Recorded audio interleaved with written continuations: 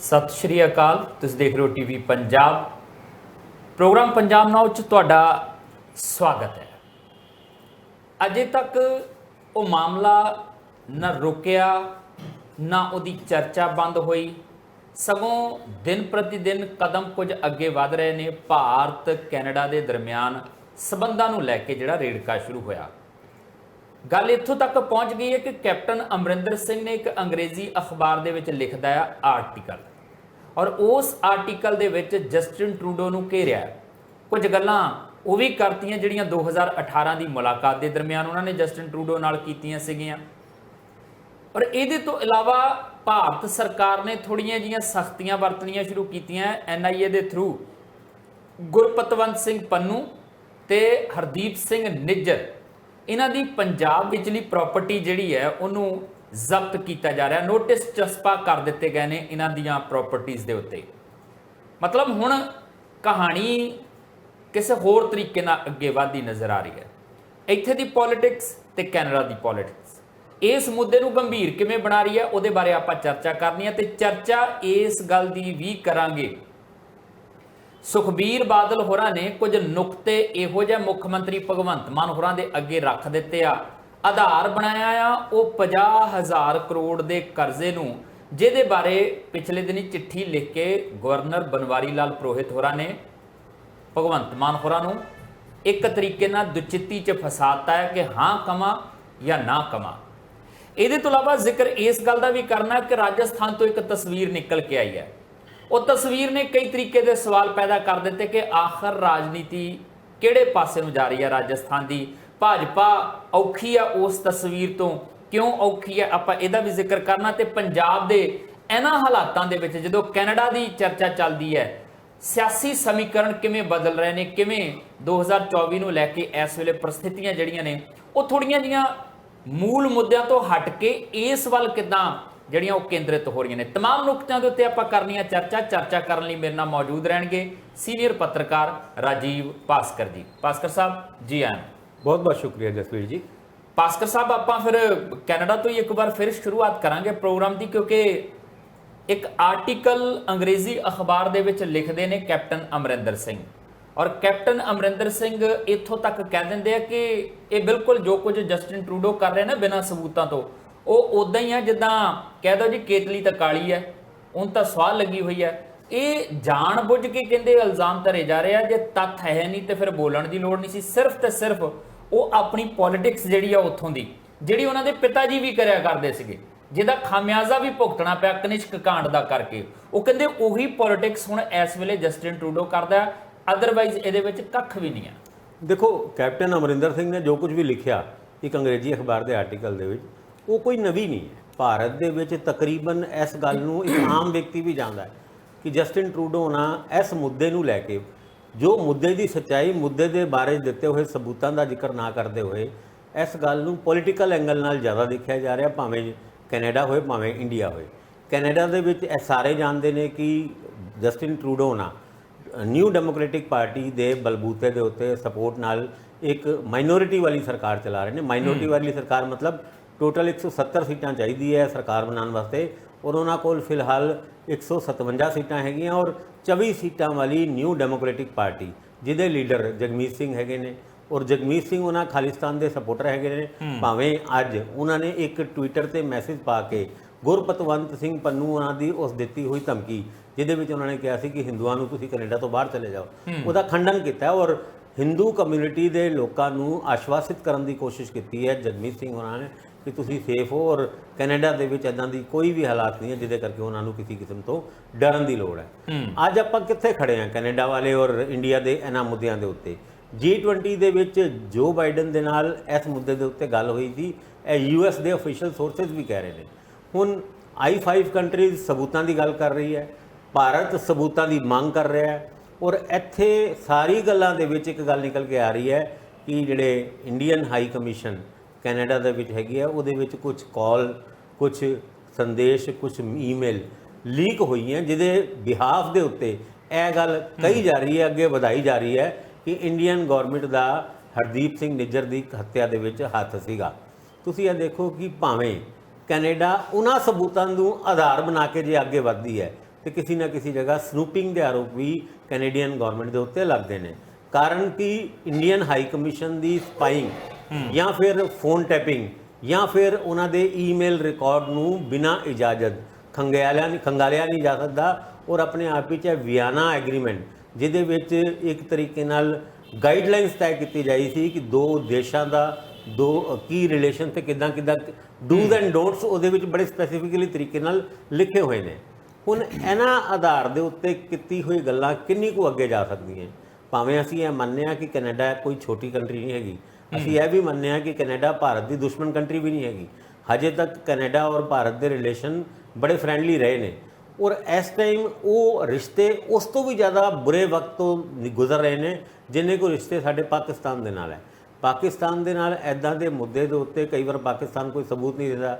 Mumbai attack ਦੇ ਉੱਤੇ ਤੇ ਅਸੀਂ ਸਬੂਤ ਵੀ ਦਿੱਤੇ, ਉਸ ਤੋਂ ਬਾਵਜੂਦ ਵੀ ਪਾਕਿਸਤਾਨ ਨੇ ਉਹਨਾਂ ਲੋਕਾਂ ਦੇ ਖਿਲਾਫ ਕੋਈ ਐਕਸ਼ਨ ਨਹੀਂ ਲਿੱਤਾ, ਜਿਹਦੇ ਕਰਕੇ ਰਿਸ਼ਤਿਆਂ ਦੇ ਵਿੱਚ ਤਲਖੀ ਆਈ। ਇੱਥੇ ਵੀ ਇਹੀ ਗੱਲ ਨਿਕਲ ਕੇ ਆ ਰਹੀ ਹੈ ਕਿ ਭਾਰਤ ਨੇ ਬਹੁਤ ਵਾਰ ਕੁਝ ਇਸ ਤਰ੍ਹਾਂ ਦੀ ਲਿਸਟ ਕੈਨੇਡੀਅਨ ਗਵਰਨਮੈਂਟ ਨੂੰ ਦਿੱਤੀ ਸੀ, ਜਿਹਦੇ ਕਰਕੇ ਆਪਣੇ ਭਾਰਤ ਵਿਰੋਧੀ ਗਤੀਵਿਧੀਆਂ ਨੂੰ ਰੋਕਣ ਵਾਸਤੇ, ਉਹਨਾਂ ਲੋਕਾਂ ਨੂੰ ਅਰੈਸਟ ਕਰਨ ਵਾਸਤੇ ਔਰ ਇੱਥੇ ਤੱਕ ਕਿ ਇਸ ਤਰ੍ਹਾਂ ਦੇ ਲੋਕਾਂ ਦੀ ਵੀ ਲਿਸਟ ਦਿੱਤੀ ਗਈ ਜਿਹਦੇ ਵਿੱਚ ਭਾਰਤ ਦੇ ਵਿੱਚ ਮੋਸਟ ਵਾਂਟਿਡ ਟੈਰਰਿਸਟ ਕਹਿ ਸਕਦੇ ਆ, ਗੈਂਗਸਟਰਸ ਕਹਿ ਸਕਦੇ ਆ, ਡਰੱਗ ਪੈਡਲਰਸ ਕਹਿ ਸਕਦੇ ਆ, ਉਹਨਾਂ ਲਿਸਟਾਂ ਨੂੰ ਇਗਨੋਰ ਕੀਤਾ ਗਿਆ ਕੈਨੇਡੀਅਨ ਅਥਾਰਟੀਜ਼ ਦੇ। ਤੇ ਅੱਜ ਹਾਲਾਤ ਇੱਥੇ ਤੱਕ ਪਹੁੰਚ ਗਏ ਨੇ ਕਿ ਕੈਨੇਡਾ ਨੂੰ ਕੈਪਟਨ ਅਮਰਿੰਦਰ ਸਿੰਘ ਹੋਰਾਂ ਨੇ ਵੀ ਲਿਸਟ ਦੀ ਚਰਚਾ ਕੀਤੀ ਆ। ਉਹ 2018 ਚ ਜਦੋਂ ਕਹਿੰਦੇ ਮੈਂ ਮਿਲਿਆ, ਮੈਂ 9 ਜਿਹੜੇ ਆ ਉਹ ਵਾਂਟਿਡ ਦੀ ਲਿਸਟ ਜਿਹੜੀ ਦਿੱਤੀ ਸੀ ਜਸਟਿਨ ਟਰੂਡੋ ਹੋਰਾਂ ਨੂੰ, ਪਰ ਉਹਦੇ ਤੋਂ ਕੋਈ ਗੌਰ ਉਹਨਾਂ ਨੇ ਕੀਤਾ ਨਹੀਂ ਆ। ਫਿਰ ਮੈਨੂੰ ਲੱਗਦਾ ਕਿ ਇੱਥੇ ਕੁਝ ਚੀਜ਼ਾਂ ਹੋ ਰਿਹਾ ਕਿ ਪੋਲਿਟਿਕਸ ਕੱਲਾ ਜਸਟਿਨ ਟਰੂਡੋ ਨਹੀਂ, ਕੈਪਟਨ ਅਮਰਿੰਦਰ ਸਿੰਘ ਵੀ ਤੇ ਆਪਣੀ ਪੋਲਿਟਿਕਸ ਸੀ। ਯੂਪੀ ਵਾਲਿਆਂ ਨੇ ਵੀ ਤਾਂ ਕਿੰਨੀਆਂ ਚਿੱਠੀਆਂ ਭੇਜੀਆਂ ਹੀ ਸੀਗੀਆਂ ਮੁਖਤਾਰ ਅੰਸਾਰੀ ਲਈ ਕਿ ਸਾਨੂੰ ਦੇ ਦਿਓ, ਇਹਨਾਂ ਨੇ ਕਿਹੜਾ ਉੱਥੋਂ ਜਾਣ ਦਿੱਤਾ ਸੀਗਾ। ਦੇਖੋ, ਰਾਜਨੀਤੀ ਦੋਨੋਂ ਪਾਸੇ ਹੋ ਰਹੀ ਹੈ ਔਰ ਇਸ ਰਾਜਨੀਤੀ ਦੇ ਵਿੱਚ ਪਿਸ ਕੌਣ ਰਿਹਾ? ਉਹ ਪੰਜਾਬੀ ਜਿਹੜੇ ਕੈਨੇਡਾ ਦੇ ਵਿੱਚ ਵਸਦੇ ਨੇ। ਹੁਣ ਕਹਿੰਦੇ ਨੇ ਕਿਉਂ ਵਸਦੇ ਨੇ, ਆਪਣੇ ਦੇਸ਼ 'ਚ ਵਾਪਿਸ ਆ ਜਾਣ। ਦੇਸ਼ ਦੇ ਵਿੱਚ ਉਹ ਸੁਵਿਧਾਵਾਂ, ਦੇਸ਼ ਦੇ ਵਿੱਚ ਉਹ ਸਾਧਨ ਨਹੀਂ ਸੀਗੇ, ਤਾਂ ਹੀ ਬੱਚਿਆਂ ਨੇ ਜਾਂ ਲੋਕਾਂ ਨੇ ਕੈਨੇਡਾ 'ਚ ਵਸਣ ਦਾ ਫੈਸਲਾ ਕੀਤਾ ਔਰ ਉਹ ਫਰੈਂਡਲੀ ਕੰਟਰੀ ਦੇ ਵਿੱਚ ਗਏ ਸੀਗੇ, ਜਿਸ ਫਰੈਂਡਲੀ ਕੰਟਰੀ ਨੂੰ ਹੁਣ ਦੁਸ਼ਮਣ ਕੰਟਰੀ ਦੇ ਤੌਰ ਤੇ ਪ੍ਰੋਜੈਕਟ ਕੀਤਾ ਜਾ ਰਿਹਾ ਹੈ। ਇਹ ਸਾਰੀ ਗੱਲਾਂ ਦਾ ਨੁਕਸਾਨ ਪੰਜਾਬ ਨੂੰ ਸਭ ਤੋਂ ਜ਼ਿਆਦਾ ਹੋਣਾ ਹੈ ਔਰ ਪੰਜਾਬ ਦੇ ਵੱਖ-ਵੱਖ ਲੀਡਰਾਂ ਨੇ ਇਸ ਤਲਖੀ ਨੂੰ ਖਤਮ ਕਰਨ ਦੀ ਇੱਕ ਅਪੀਲ ਵੀ ਕੀਤੀ ਹੈ ਔਰ ਭਾਰਤ ਸਰਕਾਰ ਨੂੰ ਤੇ ਤਕਰੀਬਨ ਸਾਰੀ ਪੋਲੀਟੀਕਲ ਪਾਰਟੀਆਂ ਦੇ ਲੀਡਰਾਂ ਨੇ, ਈਵਨ ਬੀਜੇਪੀ ਦੇ ਸੁਨੀਲ ਜਾਖੜ ਉਹਨਾਂ ਨੇ ਤੱਕ ਨੇ ਵੀ ਇਸ ਗੱਲ ਦੇ ਉੱਤੇ, ਇਸ ਤਲਖੀ ਨੂੰ, ਇਸ ਖਰਾਬ ਰਿਲੇਸ਼ਨਸ ਨੂੰ ਠੀਕ ਕਰਨ ਦੀ ਗੱਲ ਕੀਤੀ ਹੈ। ਹੁਣ ਗੱਲ ਕੌਮਾਂਤਰੀ ਪੱਧਰ ਤੇ ਚੱਲ ਰਹੀ ਹੈ। ਹੁਣ ਅੱਗੇ ਚੱਲ ਕੇ ਕੌਣ ਕਿਹਦਾ ਸਾਥ ਦਿੰਦਾ ਹੈ, ਇਹ ਗੱਲ ਭਾਵੇਂ ਹਜੇ ਤੱਕ ਸਾਫ਼ ਨਾ ਹੋਈ, ਪਰ ਇਹ ਸਾਫ਼ ਹੀ ਮੰਨ ਕੇ ਚੱਲੋ ਕਿ ਕੈਨੇਡਾ ਦਾ ਸਾਥ ਉਹ तमाम 5 ਆਈ ਕੰਟਰੀ ਜਿਹੜੀ ਮੋਸਟ ਪਾਵਰਫੁਲ ਕੰਟਰੀਜ਼ ਹੈਗੀ ਹੈ ਉਹ ਦੇ ਰਹੀ ਹੈ।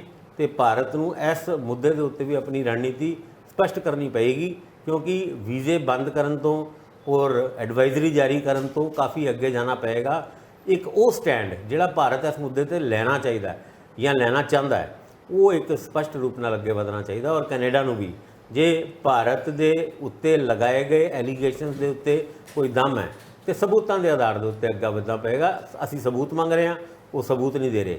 ਹੁਣ ਗੱਲ ਨੈਕਸਟ ਲੈਵਲ ਤੇ ਹੋਣੀ ਚਾਹੀਦੀ ਹੈ, ਸਬੂਤ ਦੇ ਦਿਓ, ਫਿਰ ਸਾਡੇ ਪ੍ਰਧਾਨ ਮੰਤਰੀ ਨੂੰ ਫੈਸਲਾ ਕਰਨ ਦਿਓ ਕਿ ਉਹਨਾਂ ਸਬੂਤਾਂ ਦੇ ਵਿੱਚ ਇੱਕ ਚੀਜ਼ ਹੋਰ ਨਿਕਲ ਕੇ ਆ ਰਹੀ ਹੈ ਭਾਸਕਰ ਸਾਹਿਬ, ਕਿ ਖਬਰਾਂ ਇਹ ਵੀ ਨਿਕਲ ਕੇ ਆਉਂਦੀਆਂ ਇੰਟਰਨੈਸ਼ਨਲ ਨਿਊਜ਼ ਏਜੰਸੀਆਂ ਦੇ ਵੱਲੋਂ ਕਿ ਭਾਰਤ ਦੇ ਅਧਿਕਾਰੀਆਂ ਨਾਲ ਜਦੋਂ ਬੰਦ ਕਮਰਾ ਗੱਲਬਾਤ ਕੀਤੀ ਗਈ ਉਦੋਂ ਉਹਨਾਂ ਨੇ ਡਿਨਾਈ ਨਹੀਂ ਕੀਤਾ ਇਸ ਗੱਲ ਤੋਂ ਕਿ ਹਾਂ ਕੁਝ ਇਦਾਂ ਦਾ ਹੈਗਾ। ਫਿਰ ਉਹਦੇ ਤੋਂ ਬਾਅਦ ਜਸਟਿਨ ਟਰੂਡੋ ਇਹ ਵੀ ਕਹਿੰਦੇ ਆ ਕਿ ਸਬੂਤ ਇੰਜ ਨਹੀਂ ਦਿੱਤੇ ਜਾ ਸਕਦੇ। ਹੁਣ ਕਾਨੂੰਨੀ ਪ੍ਰਕਿਰਿਆ ਦੇ ਵਿੱਚ ਜਿੱਦਾਂ ਜਿੱਦਾਂ ਗੱਲ ਤੁਰੇਗੀ ਉਦਾਂ ਸਬੂਤ ਜਿਹੜੇ ਉਹ ਅੱਗੇ ਆਉਣਗੇ। ਹੁਣ ਇਹ ਇੰਜ ਵੀ ਨਹੀਂ ਹੋ ਸਕਦਾ ਕਿ ਲਓ ਜੀ ਸੋਸ਼ਲ ਮੀਡੀਆ ਤੇ ਮੈਂ ਪਾਤਾ, ਦਿਓ ਜਵਾਬ ਇਹਦਾ। ਨਹੀਂ, ਮੈਨੂੰ ਇਹ ਲੱਗਦਾ ਹੈ ਇੰਟਰਨੈਸ਼ਨਲ ਮਾਮਲਾ ਹੋ ਜਾਂਦਾ ਨਾ, ਇਹ ਇੱਕ ਬਹੁਤ ਸੈਂਸਿਟਿਵ ਮੁੱਦਾ ਹੈ। ਹਾਲਾਂਕਿ ਜਸਟਿਨ ਟਰੂਡੋ ਇਹ ਗਲਤੀ ਕਰ ਚੁੱਕੇ ਨੇ ਕਿ ਬਿਨਾਂ ਕਿਸੇ ਸਬੂਤ ਤੇ ਆਪਣੀ ਪਾਰਲੀਮੈਂਟ ਦੇ ਵਿੱਚ ਜਿਹੜੀ ਗੱਲ ਉਹਨਾਂ ਨੇ ਰੱਖੀ, ਚਾਹੀਦਾ ਤਾਂ ਸੀਗਾ ਕਿ ਸਬੂਤ ਵੀ ਨਾਲ ਰੱਖਦੇ।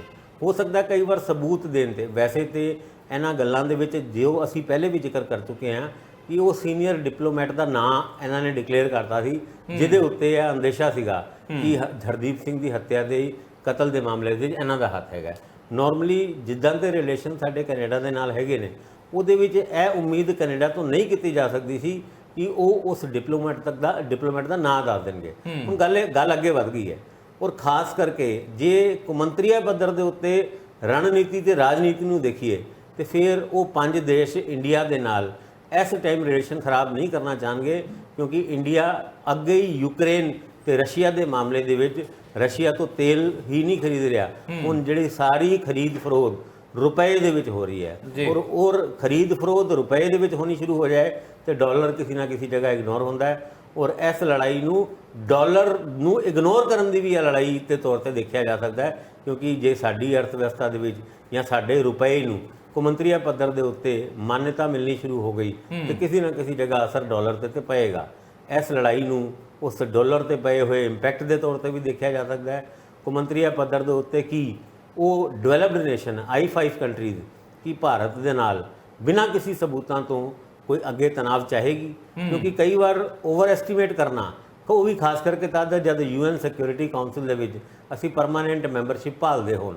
तो ਜਿਹੜੇ ਦੇਸ਼ ਕੈਨੇਡਾ ਨੇ ਸਾਨੂੰ ਪਹਿਲੇ ਵੀ ਪਲੇਜ ਕੀਤਾ ਸੀ ਸਪੋਰਟ ਕਰਨ ਦਾ ਇੱਕ ਫੈਸਲਾ ਕੀਤਾ ਸੀਗਾ, ਤੇ ਇਸ ਕਰਕੇ ਅੱਗੇ ਚੱਲ ਕੇ ਇਹ ਰਿਲੇਸ਼ਨ ਨਾ ਖਰਾਬ ਹੋਣ, ਹੋਰ ਜ਼ਿਆਦਾ ਨਾ ਖਰਾਬ ਹੋਣ। ਇਹ ਦੋਨਾਂ ਮੁਲਕਾਂ ਲਈ ਹੈ, ਇਹ ਇਕੱਲੇ ਕੈਨੇਡਾ ਲਈ ਜਾਂ ਇਕੱਲੇ ਭਾਰਤ ਲਈ ਨਹੀਂ ਹੈ, ਇਹ ਦੋਨਾਂ ਮੁਲਕਾਂ ਲਈ, ਲੋਕਾਂ ਲਈ ਤਾਂ ਹੈ ਹੀ ਹੈ, ਦੋਨਾਂ ਮੁਲਕਾਂ ਲਈ ਵੀ ਇਹ ਮਹੱਤਵਪੂਰਨ ਹੋ ਜਾਂਦਾ ਕਿ ਅੱਗੇ ਭਵਿੱਖ ਦੇ ਵਿੱਚ ਜਿਹੜੀਆਂ ਪ੍ਰਾਪਤੀਆਂ ਭਾਰਤ ਕਰਨਾ ਚਾਹੁੰਦਾ ਅੰਤਰਰਾਸ਼ਟਰੀ ਮੰਚ ਦੇ ਉੱਤੇ, ਜਿਸ ਤਰੀਕੇ ਨਾਲ ਕੈਨੇਡਾ ਆਪਣੇ ਆਪ ਨੂੰ ਸੰਭਾਲਣਾ ਚਾਹੁੰਦਾ, ਇਹ ਦੋਨਾਂ ਮੁਲਕਾਂ ਲਈ ਪਰਸਪਰ ਸੰਬੰਧਾਂ ਦੇ ਨਾਲ ਚੀਜ਼ਾਂ ਚੱਲਦੀਆਂ ਨੇ, ਇੱਕ ਵੱਡਾ ਇੱਕ ਛੋਟਾ, ਇਦਾਂ ਕਰਕੇ ਉਸ ਤਰੀਕੇ ਨਾਲ। ਕਿਉਂਕਿ ਹੁਣ ਉਹ ਹਾਲਾਤ ਨਹੀਂ ਹੈ ਕਿ ਭਾਰਤ ਏਡਾ ਕਮਜ਼ੋਰ ਹੋਵੇ ਕਿ ਤੁਸੀਂ ਦਾਬਾ ਮਾਰ ਲਓ, ਇਹ ਚੀਜ਼ਾਂ ਜਿਹੜੀਆਂ ਉਹ ਨਹੀਂ ਹੈ।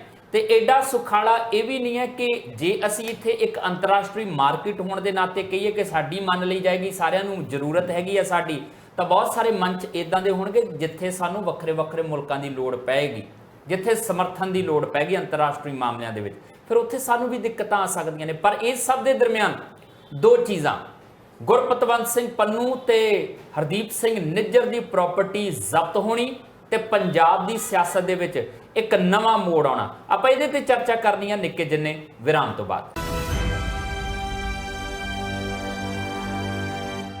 ਬ੍ਰੇਕ ਤੋਂ ਬਾਅਦ ਤੁਹਾਡਾ ਸਵਾਗਤ ਹੈ। ਜ਼ਿਕਰ ਕਰਦੇ ਹੁਣ ਪ੍ਰਾਪਰਟੀ ਜ਼ਬਤ ਕਰਨ ਦਾ। ਵੈਸੇ ਸਾਲ 2020 ਦੇ ਵਿੱਚ ਇੱਕ ਵਾਰ ਪਹਿਲਾਂ ਭਾਰਤ ਸਰਕਾਰ ਅਟੈਚ ਕਰ ਚੁੱਕੀ ਹੈ ਇਹਨਾਂ ਦੀਆਂ ਸੰਪਤੀਆਂ, ਗੁਰਪਤਵੰਤ ਸਿੰਘ ਪੰਨੂ ਦੀ ਸੰਪਤੀ ਵੀ ਅਟੈਚ ਕੀਤੀ ਜਾ ਚੁੱਕੀ ਹੈ ਤੇ ਹਰਦੀਪ ਸਿੰਘ ਨਿੱਜਰ ਦੀ ਸੰਪਤੀ ਵੀ ਅਟੈਚ ਕੀਤੀ ਜਾ ਚੁੱਕੀ ਹੈ। ਅੱਜ ਇਹਨਾਂ ਸੰਪਤੀਆਂ ਨੂੰ ਜ਼ਬਤ ਕਰਨ ਦੇ ਨੋਟਿਸ ਚਸਪਾ ਕਰ ਦਿੱਤੇ ਜਾਂਦੇ ਆ।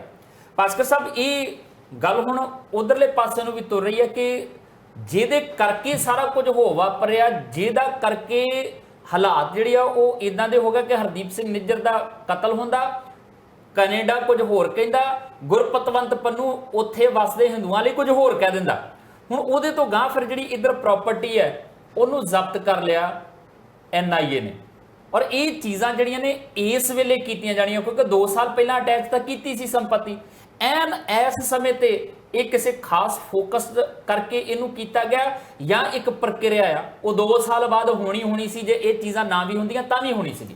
ਟਾਈਮਿੰਗ ਬਹੁਤ ਇੰਪੋਰਟੈਂਟ ਹੁੰਦੇ ਨੇ। ਜਦ ਕੋਈ ਇਸ਼ੂ ਚੱਲ ਰਿਹਾ ਹੋਏ, ਉਸ ਇਸ਼ੂ ਦੇ ਦੌਰਾਨ ਭਾਰਤ ਸਰਕਾਰ ਐਕਸ਼ਨ ਮੋਡ ਦੇ ਵਿੱਚ ਨਜ਼ਰ ਆਏ ਤੇ ਫਿਰ ਉਸ ਇਨਸੀਡੈਂਟ ਨੂੰ, ਉਸ ਅਟੈਚ ਕੀਤੀ ਹੋਈ ਪ੍ਰਾਪਰਟੀ ਤੇ ਜ਼ਬਤ ਜਾਣ ਦੀ ਖਬਰ ਨੂੰ ਉਸ ਨਾਲ ਕਨੈਕਸ਼ਨ ਬਣਾ ਕੇ ਦੇਖਣਾ ਚਾਹੀਦਾ ਹੈ। ਔਰ ਆ ਜਿਹੜਾ ਗੁਰਪਤਵੰਤ ਸਿੰਘ ਪੰਨੂ ਉਹਨਾਂ ਦਾ ਉਹ ਸੰਦੇਸ਼, ਜਿਹਦੇ ਉਹ ਅਪੀਲ ਜਿਹਦੇ ਵਿੱਚ ਉਹ ਹਿੰਦੂਆਂ ਨੂੰ ਡਰਾਉਣ ਦੀ ਕੋਸ਼ਿਸ਼ ਕਰਦੇ ਨੇ, ਉਹਦੀ ਨਿਖੇਧੀ ਉੱਥੇ ਦੇ ਯਾਨੀ ਟਰੂਡੋ ਸਾਹਿਬ ਦੇ ਮੰਤਰਾਲਿਆ ਦੇ ਵਿੱਚ ਲੋਕ ਹੈਗੇ ਨੇ, ਉਹਨਾਂ ਦੀ ਪਾਰਟੀ ਦੇ ਲੀਡਰ ਹੈਗੇ ਨੇ, ਉਹਨਾਂ ਨੇ ਵੀ ਇਸ ਗੱਲ ਨੂੰ ਇੱਕ ਤਰੀਕੇ ਨਾਲ ਉਹਦੀ ਨਿਖੇਧੀ ਕੀਤੀ ਹੈ। ਔਰ ਇੱਥੇ ਤੱਕ ਕਿ ਹਰਮੀਤ ਸਿੰਘ ਉਹਨਾਂ ਨੇ ਵੀ ਇਸ ਗੱਲ ਦੀ, ਜਗਮੀਤ ਸਿੰਘ ਉਹਨਾਂ ਨੇ ਵੀ ਇਸ ਗੱਲ ਦੀ ਨਿਖੇਧੀ ਟਵਿੱਟਰ ਦੇ ਇੱਕ ਟਵੀਟ ਛੱਡ ਕੇ ਇਹ ਕੀਤੀ ਹੈ।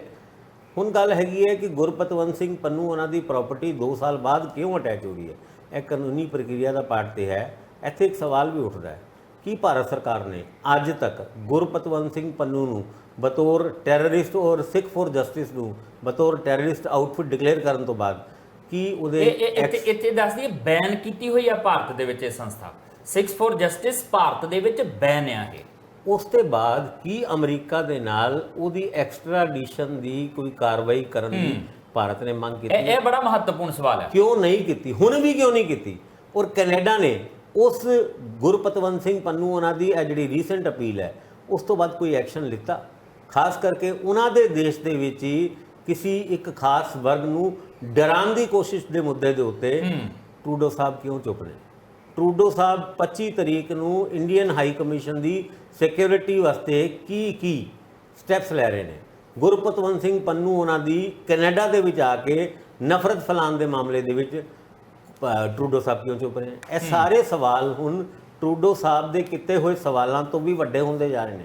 ਔਰ ਜਿਸ ਤਰੀਕੇ ਨਾਲ ਗੁਰਪਤਵੰਤ ਸਿੰਘ ਪੰਨੂ ਉਹਨਾਂ ਦੀ ਭਾਰਤ ਦੇ ਵਿੱਚ ਪ੍ਰਾਪਰਟੀ ਨੂੰ ਅਟੈਚ ਕਰਨ ਤੋਂ ਬਾਅਦ ਜਾਂ ਉਸ ਤੋਂ ਪਹਿਲੇ ਐਕਸਟ੍ਰਾਡੀਸ਼ਨ ਵਾਸਤੇ ਅਮਰੀਕਾ ਨੂੰ ਰਿਕੁਐਸਟ ਕਿਉਂ ਨਹੀਂ ਕੀਤੀ ਜਾ ਰਹੀ ਜਾਂ ਉਹਦੇ ਨਾਲ ਇਹ ਮੁੱਦਾ ਕਿਉਂ ਨਹੀਂ ਚੱਕਿਆ ਜਾ ਰਿਹਾ, ਇਹ ਵੀ ਇੱਕ ਵੱਡਾ ਸਵਾਲ ਹੈ। ਔਰ ਸੈਨ ਫ੍ਰਾਂਸਿਸਕੋ ਦੇ ਵਿੱਚ ਇੰਡੀਅਨ ਹਾਈ ਕਮਿਸ਼ਨ ਦੇ ਉੱਤੇ ਹੋਏ ਅਟੈਕ ਦੇ ਬਾਰੇ 'ਚ NIA ਨੇ 10 ਮੋਸਟ ਵਾਂਟਡ ਲੋਕਾਂ ਦੀ ਲਿਸਟ ਅਮਰੀਕਾ ਨੂੰ ਦਿੱਤੀ ਹੈ।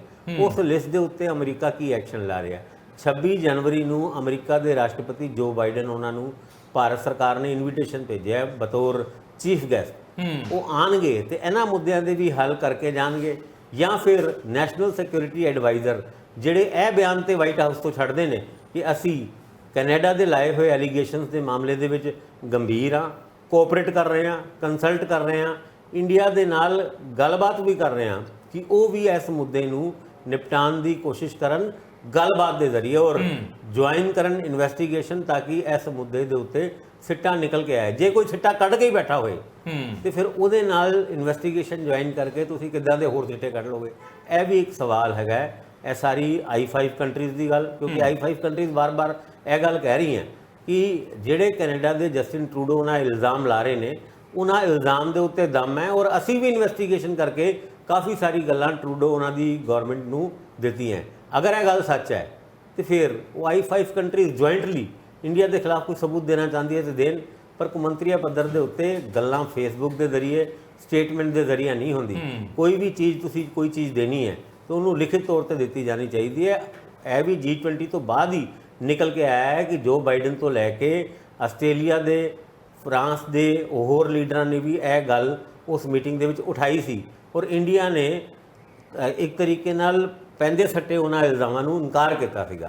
ਉਸ ਟਾਈਮ ਕੋਈ ਸਬੂਤ ਦਿੱਤੇ ਗਏ ਸੀ? ਨਾ ਤੇ ਇਸ ਗੱਲ ਦਾ ਕਲੇਮ ਕੈਨੇਡਾ ਸਰਕਾਰ ਨੇ ਕੀਤਾ ਹੈ, ਨਾ ਹੀ ਇਦਾਂ ਦਾ ਕਲੇਮ I5 ਕੰਟਰੀਜ਼ ਨੇ ਕੀਤਾ ਹੈ, ਨਾ ਹੀ ਇਦਾਂ ਦਾ ਕਲੇਮ ਭਾਰਤ ਸਰਕਾਰ ਨੇ ਕੀਤਾ। ਭਾਰਤ ਨੇ ਇਹ ਵੀ ਕਲੇਮ ਨਹੀਂ ਕੀਤਾ ਕਿ ਸਾਡੇ ਨਾਲ ਗੱਲ ਕੀਤੀ ਇਹਨਾਂ ਨੇ। ਨਹੀਂ, ਬਾਅਦ ਚੋਂ ਇਹ ਕਲੇਮ ਤੇ ਕਰ ਲਿਆ ਸੀ, ਇਹ ਕਲੇਮ ਕਰ ਲਿਆ ਸੀ ਕਿ G20 ਦੇ ਵਿੱਚ ਸਾਡੇ ਨਾਲ ਕਿਉਂਕਿ ਉਹਨਾਂ ਨੇ ਇਹ ਮੰਨਿਆ ਕਿ Canadian prime minister Justin Trudeau ਇਸ ਮੁੱਦੇ ਨੂੰ G20 ਦੇ ਵਿੱਚ ਮੁੱਦੇ ਦੇ ਤੌਰ ਤੇ ਉਠਾਉਣਾ ਚਾਹੁੰਦੇ ਸੀਗੇ, ਜਿਹਦੀ ਇਜਾਜ਼ਤ ਨਹੀਂ ਦਿੱਤੀ ਗਈ।